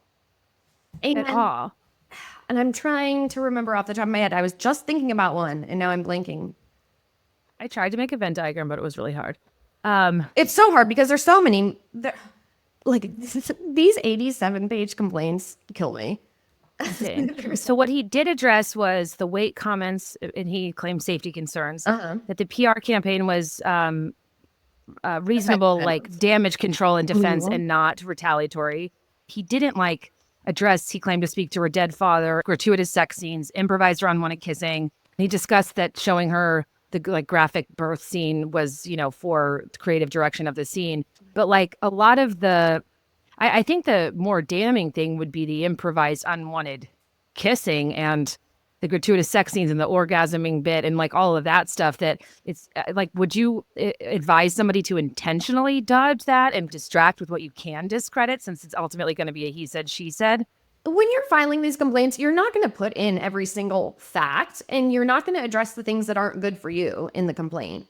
You'll deal with that down the line after discovery, and maybe once you kind of get a handle on everything else that comes out, maybe you can craft a better narrative for those specific instances that you don't want to address immediately. But if he didn't have something to refute, there's nothing to say. Right. On the gratuitous sex scenes, though, I think he did say that was the intimacy coordinator who suggested it. And but you didn't know that because you wouldn't meet with her, was essentially it. But did she not want to meet with her, or was she just saying, I'll meet her when she was there the day of? She wasn't saying, I don't want one. She's saying, she had a 6-week-old, and she was like, I'll just meet her when I'm there. Because I don't know. I don't think that's that crazy to not want a meeting before. She was almost saying, I trust you for hiring her. I'll meet her when we're at work. And also, why is he only talking about this one meeting? Was she not there at other points where they could have talked to her when you began filming? Why, once you started filming, would he still have to relay the information that he talked to the intimacy coordinator about instead of all of them meeting together? So that's another piece that doesn't really make sense in my mind. I mean, there are definitely some holes here. Definitely some holes in this complaint. I'm looking for the thing about Baldoni. What I can't remember is he implying that none of this stuff about harassment or the letter with all of the demands after the writer's strike, did that come after he and Heath would not co-sign that she deserved those certain producer credits? Do you know what I'm talking about? Yeah, the PGA mark. Yes. What is that? So she apparently at one, which I think this came during the editing process. Okay, so that was way after that. Okay. Yeah, and that's just based on my reading of the complaint and what I can kind of come to understand about the filmmaking process, because I obviously don't know much about that. But what I think happened was they got to the point where they had finished filming and they're going through the editing process, and she is making all these changes or whatever. And then she goes to them and requests this PGA mark, which is to get her name on the movie as a producer. And you have to do a certain amount of work. And there are actual requirements to get this PGA mark. And she went to Baldoni and Heath and said, I want you to write to the PGA and say, I deserve this mark. And at first they push back, and there is an internal email where they say, we don't really want to do this, but we have to just give in and do this for her. So we're just going to do it. And they did end up writing the PGA, letter for her. I don't think she got the mark though, but that's just another point at which they give in to her demands and we're kind of left to wonder why. Yeah, because, okay, so that I understand in more like a cause effect sense of like, she has a motive, wants this thing, it's threatening to not promote it. So they'll cave. And when they ultimately don't, they finally fucking stand up for themselves. Like, I can see how that would be like, we're done. But I guess what I'm trying to figure out is people seem to be acting like she's that list of, demands. Like, if all of those things are made up or are not valid or somehow agendaed, like, what was the agenda mid-filming other than Justin thinking that it was going to somehow be used down the line as leverage? Yeah, I think it's bizarre too. And it also, again, she comes to you halfway through filming after the strike and says, I'm not going to resume until you sign off on saying I will not do this anymore. And it's like, right. What? What? And yet they did it. There had to have been some breakdown of this relationship way prior. Yes. What? We're missing something here. We're missing something. And I am confused whether there were other HR complaints about him, because I think she actually says that and not just alludes to it. I think she actually says in her complaint that there were other HR complaints, or maybe that was from the New York Times article. I don't remember which it was, but were there? That's my question. And that would also be a discovery quest that I would be sending to Wayfarer. Send me all the HR complaints that occurred between these dates. Well, I think so a lot of my points I'm making are a bit devil's advocate in Blake's favor, but I think it's because I'm in an algorithm that I'm actively trying to maintain some critical thinking about that is so Baldoni forward, which I just think is interesting. Because the second that people had reason to discredit Blake, like the same thing kind of happened where it's like kind of a disproportionate onslaught of people just being like, she's the worst, he's the best, he's the hero, whatever. I have no reason to blindly defend her, but I do have reason to, just as a human being, ask myself if the author, the entire cast, and even your own PR representatives are do not like you and are on the record on her side, like, is that not worth something? I mean, exactly. That's a really great question too, because in the Jones Works lawsuit, we see Jennifer Abel, who is his PR lady, saying she doesn't like him. We have the whole cast not going to the premiere with him, which that was another point of confusion, is why are they all on her side, or how did she get all of them to agree with her that if he comes, they're not going to come to this premiere? So that's another hole in this piece, is what happened for all of those people to get seemingly on Blake's side. I know. I just found this. So in Lively's lawsuit, she alleges one specific HR complaint, May 29th, 2023, where another cast member filed a complaint about Baldoni's gross and unwanted comments toward her and others. And in Baldoni's lawsuit, he acknowledges HR complaints were discussed, but frames them differently, and suggests that Lively's publicists planted a false story alleging multiple HR complaints, and he characterizes the complaints as fabricated or exaggerated, which isn't exactly a great defense. But neither document provides details about the nature of the complaints, who filed them, the dates or circumstances, and how many were filed. And Baldoni's the strategy there was just kind of dismissing it, rather than like addressing it in any substantive way. So I guess TLDR, we still do not know. So yeah, if there were other people that felt that way, that would certainly support, there being more people than just her that are on her side. So now are all these people going to have to go on the stand? Like, what are we going to be doing in this trial? I don't know. I mean, I think we will eventually hear if there were what the substance of this other HR complaint was. If there was any investigation into it, which I think based on Blake's complaint, we can assume probably not, because one of her claims is that they failed to do anything about HR complaints.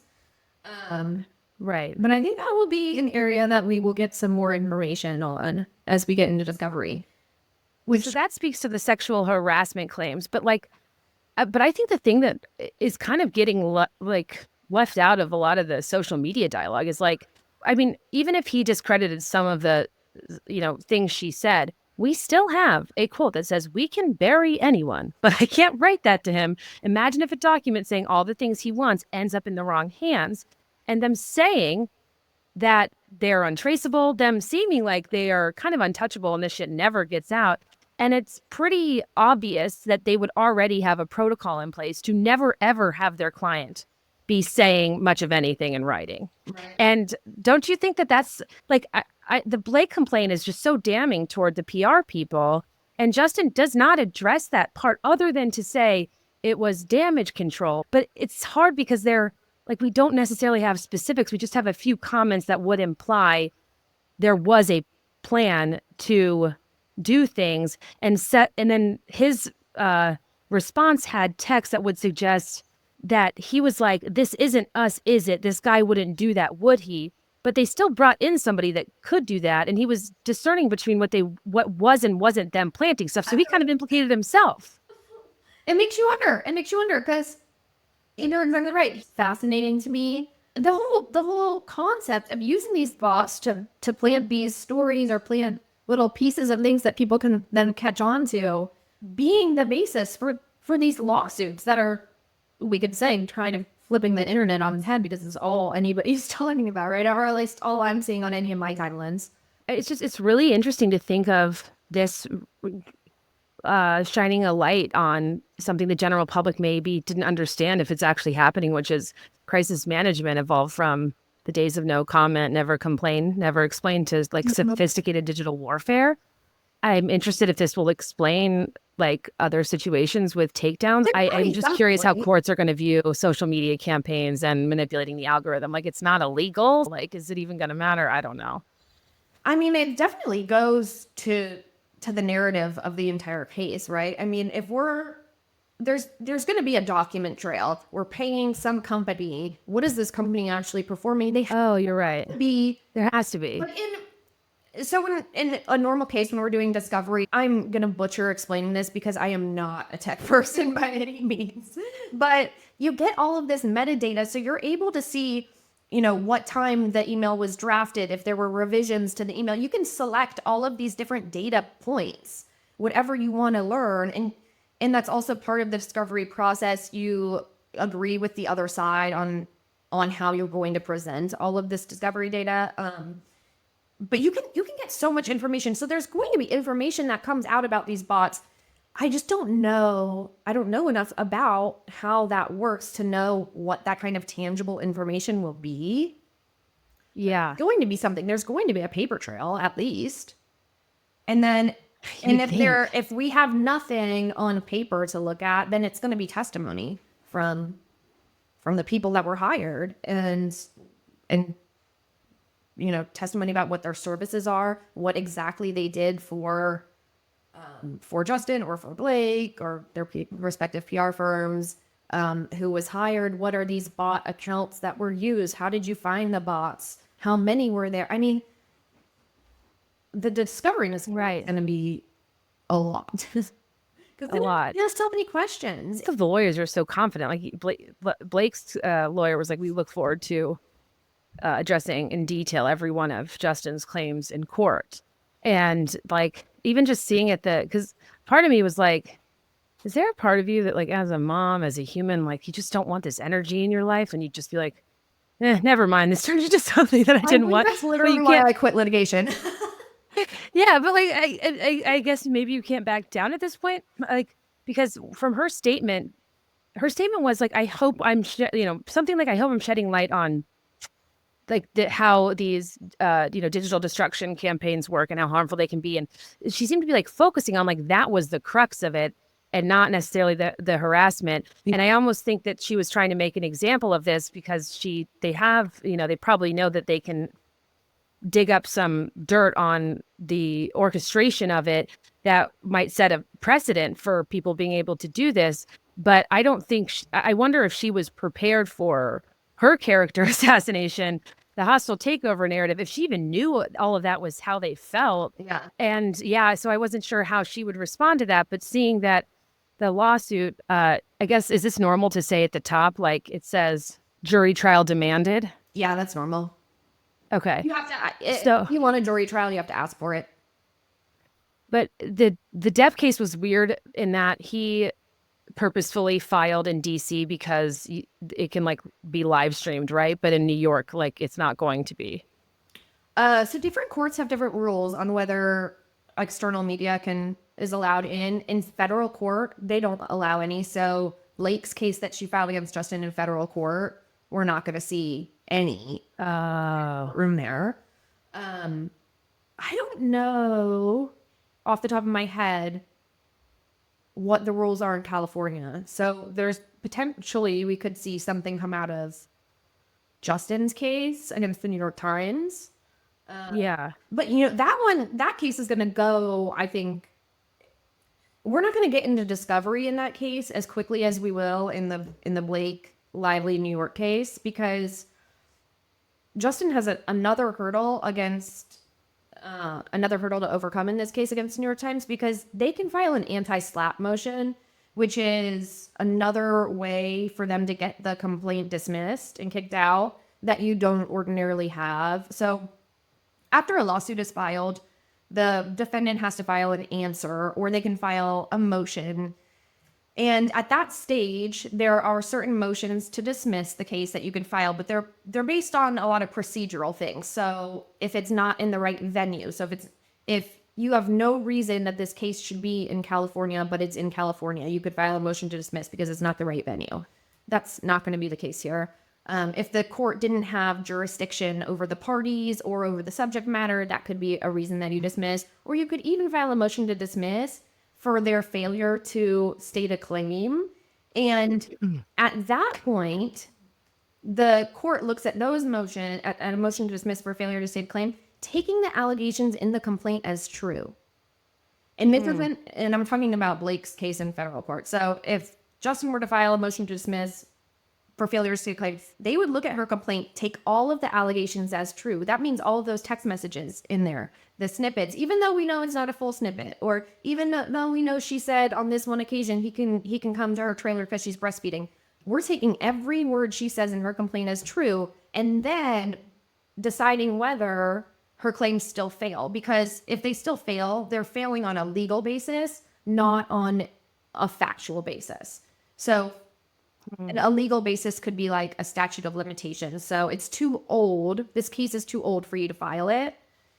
And even though every single thing that you said in this complaint states a claim, and this case would win, you waited too long to file it. So sorry, but your case is dismissed. So I kind of went on a tangent there, but just no, this is the type of stuff that I would never have any like thought process of or visibility into, that I was curious about. And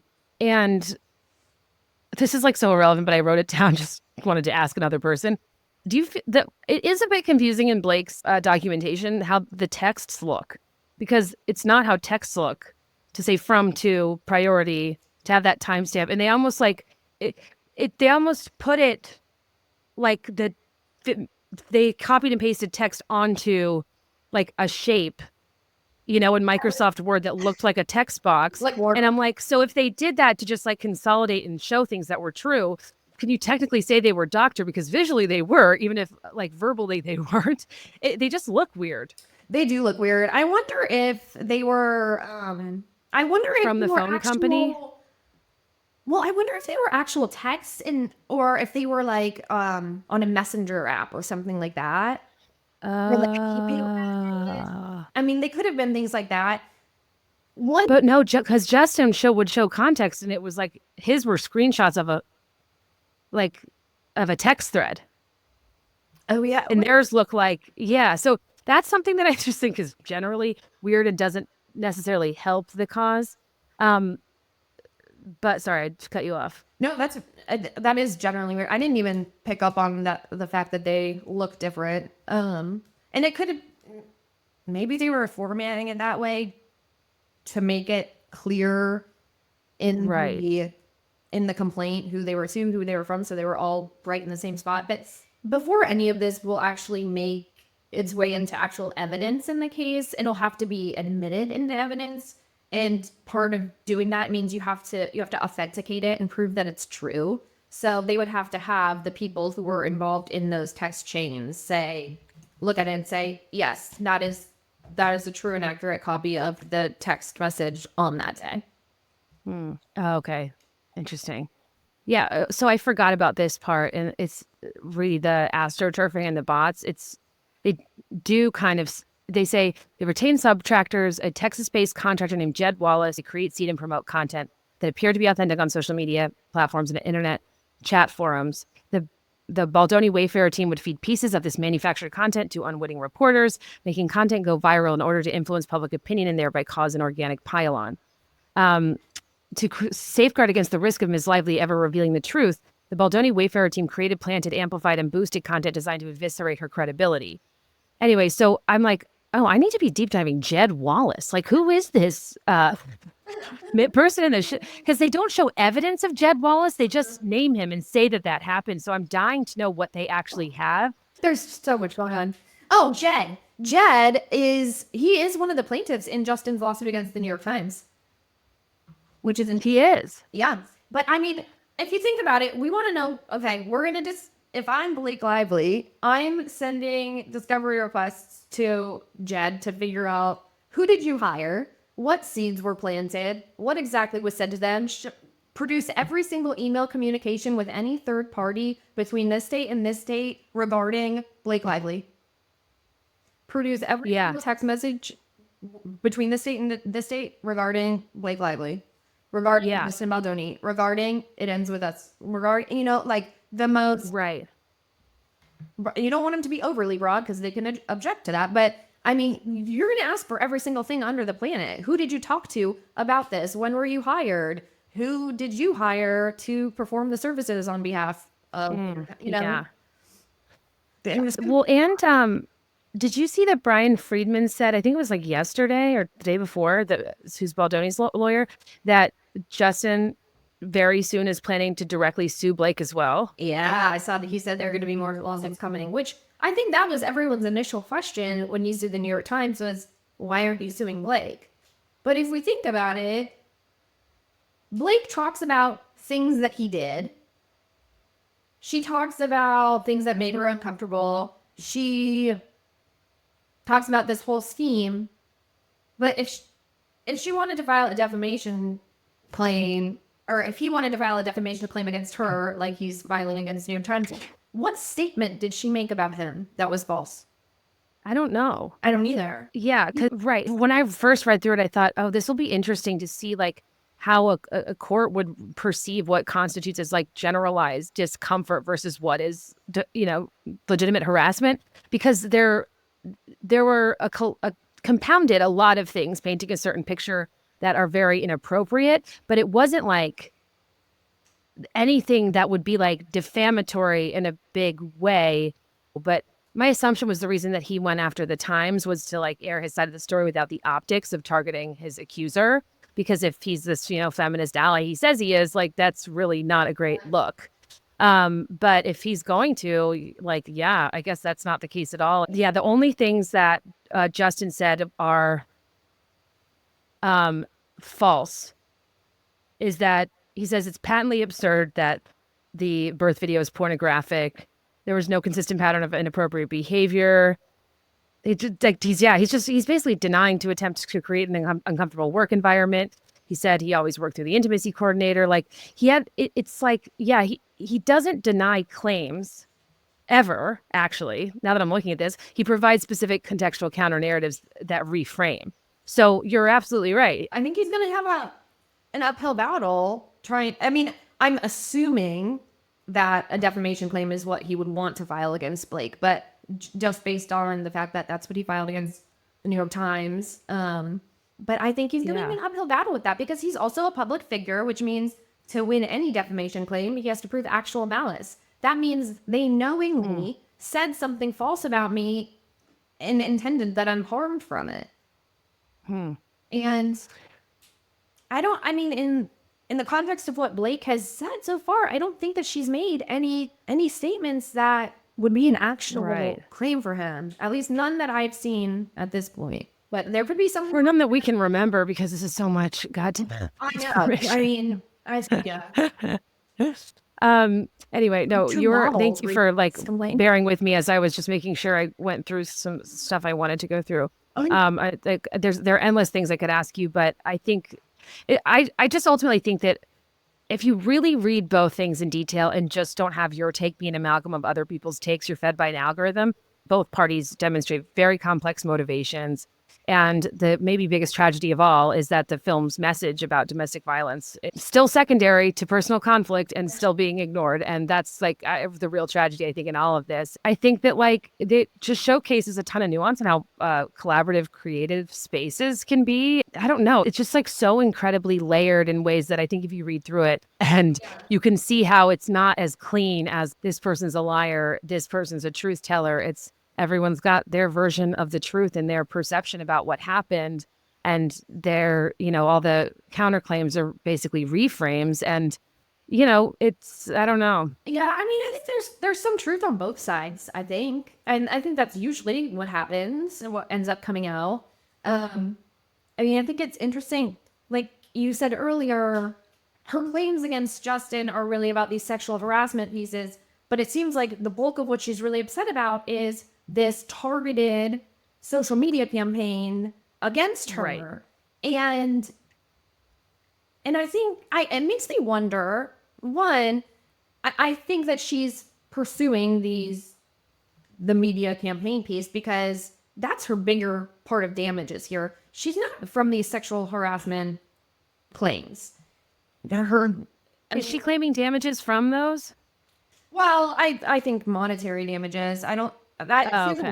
She hasn't broken down out per Like emotional distress. Yeah. So she's claiming some damages there, but that's not the bulk of her damage. The bulk of the damages here is the damage to her reputation, and that's what she And her businesses. because she's losing real money there, and there could be future job opportunities that she misses out on because now everyone on the internet hates her, and so Yeah. But it makes me wonder if there was no backlash on social media against her when this movie came out, would she have still gone forward to file a complaint with the California Civil Rights Department about his alleged sexual harassment?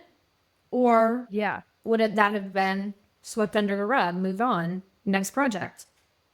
Because the reason he even hired Melissa Nathan was in fear of that coming out, right? Yeah, and allegedly, so he says in his complaint that in August, which is when the movie came out, he found out that Blake Lively's PR lady, whose name is, I want to say Sloan, maybe the last Leslie name? or something. Leslie Yeah. he found out that she allegedly planted some negative press about him in regards to his whatever religion he practices. Oh, okay. And so allegedly he found that out in August, and that's why he wanted to get ahead of things because he thought that this bad press was already going to come out about him. And so he wanted to get ahead. I mean, it's so wild to read the text, like him being like, yeah, I'm not allowed at the premiere. Like, they were in different theaters. They were never together in anything whatsoever. Like, what did they think the public wasn't going to be suspicious? And how did Sony, it's like they had to follow the Sony directives for painting this as like a story of resilience. Don't you think Sony could have like put their foot down and been like, no, cast has to do appearances together? Exactly. And then also like going back to her employment agreement yet again, I would assume in there it says she would have to promote the movie, and I would assume it says she has to attend the premiere with these people, or she has to engage in whatever media that they're doing on their promo tour. Yeah, that's the only place where like maybe Blake and Ryan as a couple and the value of their franchises they work on, and when people speak to there being a power imbalance, I guess relative to like Justin's star power and tenure. I mean, I think Justin's co-founder being a billionaire, like the power in terms of like resources being there financially, but it's obviously fair to say that Blake And Ryan, in terms of power as it relates to celebrity, maybe the value of their collective franchises, the value of their collective personas. I don't know. I don't know if Sony deals with Deadpool. It just seems like if she was really performing a hostile takeover of the film, at some point, wouldn't somebody somewhere have stepped in and been like, hey, girl, not the vibe? Or wouldn't like at least some of her castmates like not come out on her side? This is what it's just, yeah, it's not, something's not adding up. Didn't she have some sort of equity stake or financial tie to it, though, before, like from the get-go? To the movie? Yeah. I don't know. Did she? Am I blank? Let me just see if I can find a quick answer for that, because she got executive producer credit. Yeah, no direct evidence is that she has a financial stake beyond her acting fee. More, her actions focused on creative control and narrative positioning than money. And the PGA market is prestigious, but doesn't necessarily translate to financial gain.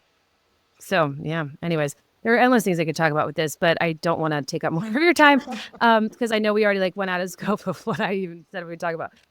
But this was really, really helpful and interesting. I'll have to have you on call as these things unfold. Yeah. Tip of the iceberg. Where can people find you? You can find me on Instagram and on TikTok at Alexandra L. Mack. And that's it. Amazing. You're the best, Alex. Thank you for coming on Be There in 5. And hopefully we'll see you soon and have a little bit more clarity on what all went. All right, you guys, another beast of an episode. If you're still here, God bless. I mean, I can't do anything quickly and nothing succinctly. But yeah, I just wanted to be thorough, wanted to be fair. Didn't mean to, I'm sorry I've read from so much of the contract. Like with these things, when it comes to text and he said, she said, you kind of have to say it verbatim. But it was so great to talk to Alex. I get so tired of talking to myself. So glad to have her on call should this unfold.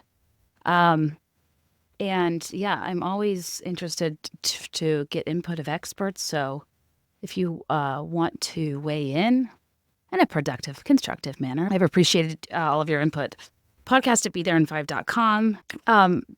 There's so much more to the Amber Heard, that. Go listen to that podcast, Who Trolled Amber on Tortoise Media. Very well researched. Her lawyer in both the UK and US trials talks, is interviewed in it. And there's a really fascinating connection with Johnny Depp and his bromance with the Saudi prince, and them realizing a lot of the accounts that trolled Amber when they went in the Wayback Machine. They were all written in Arabic, and they were all all the previous tweets were written in Arabic. And I mean, it's detailed. It's not something I could really gloss over. And I, would rather you go support somebody else's work that did the work. But yeah, I think this is just the beginning of a bigger conversation. That's an important one. And as I wrap this up on Sunday, my goal is to get these out Monday morning. But I think that, the times now that, especially ever since I've had a kid, and, what's tricky is I'll bank on having my days later in the week. But if something happens with childcare, my husband has a normal job. So then obviously I'm the one that's foregoes the work day, which is fine because I have flexibility, but it just, that moves my work days to the weekends. Then I need Sunday. And also yesterday, I was absolutely not going to miss the Chicago Best cookie exchange. So I edited while making my favorite childhood Christmas cookies, which are these radioactive green with food coloring wreaths that are basically Rice Krispie treats that are made with cornflakes, dyed green in the shape of a wreath. And they're delightful. And I will tell you my secret ingredient because they are very good. I use both cornflakes and Frosted Flakes. Wow. I bet you didn't come here for hot tips regarding seasonal baking, but here at the Be There in 5 podcast, we contain multitudes. Yeah, so I'm so sorry this came out as late as it did. I ended up working all weekend, and we're in a phase where my son cries when I leave the room, and so I have to hide. And sometimes it makes me feel so bad. I'll leave the basement out the back, go out in the snow, and come around the house in another room so he doesn't. It's his world. I just live in it. I might put out another separate mini-sode situation. Because I recorded another 15, 20 minutes just sharing some thoughts and wanting to provide some solidarity with people that are dealing with what's going on in Southern California right now.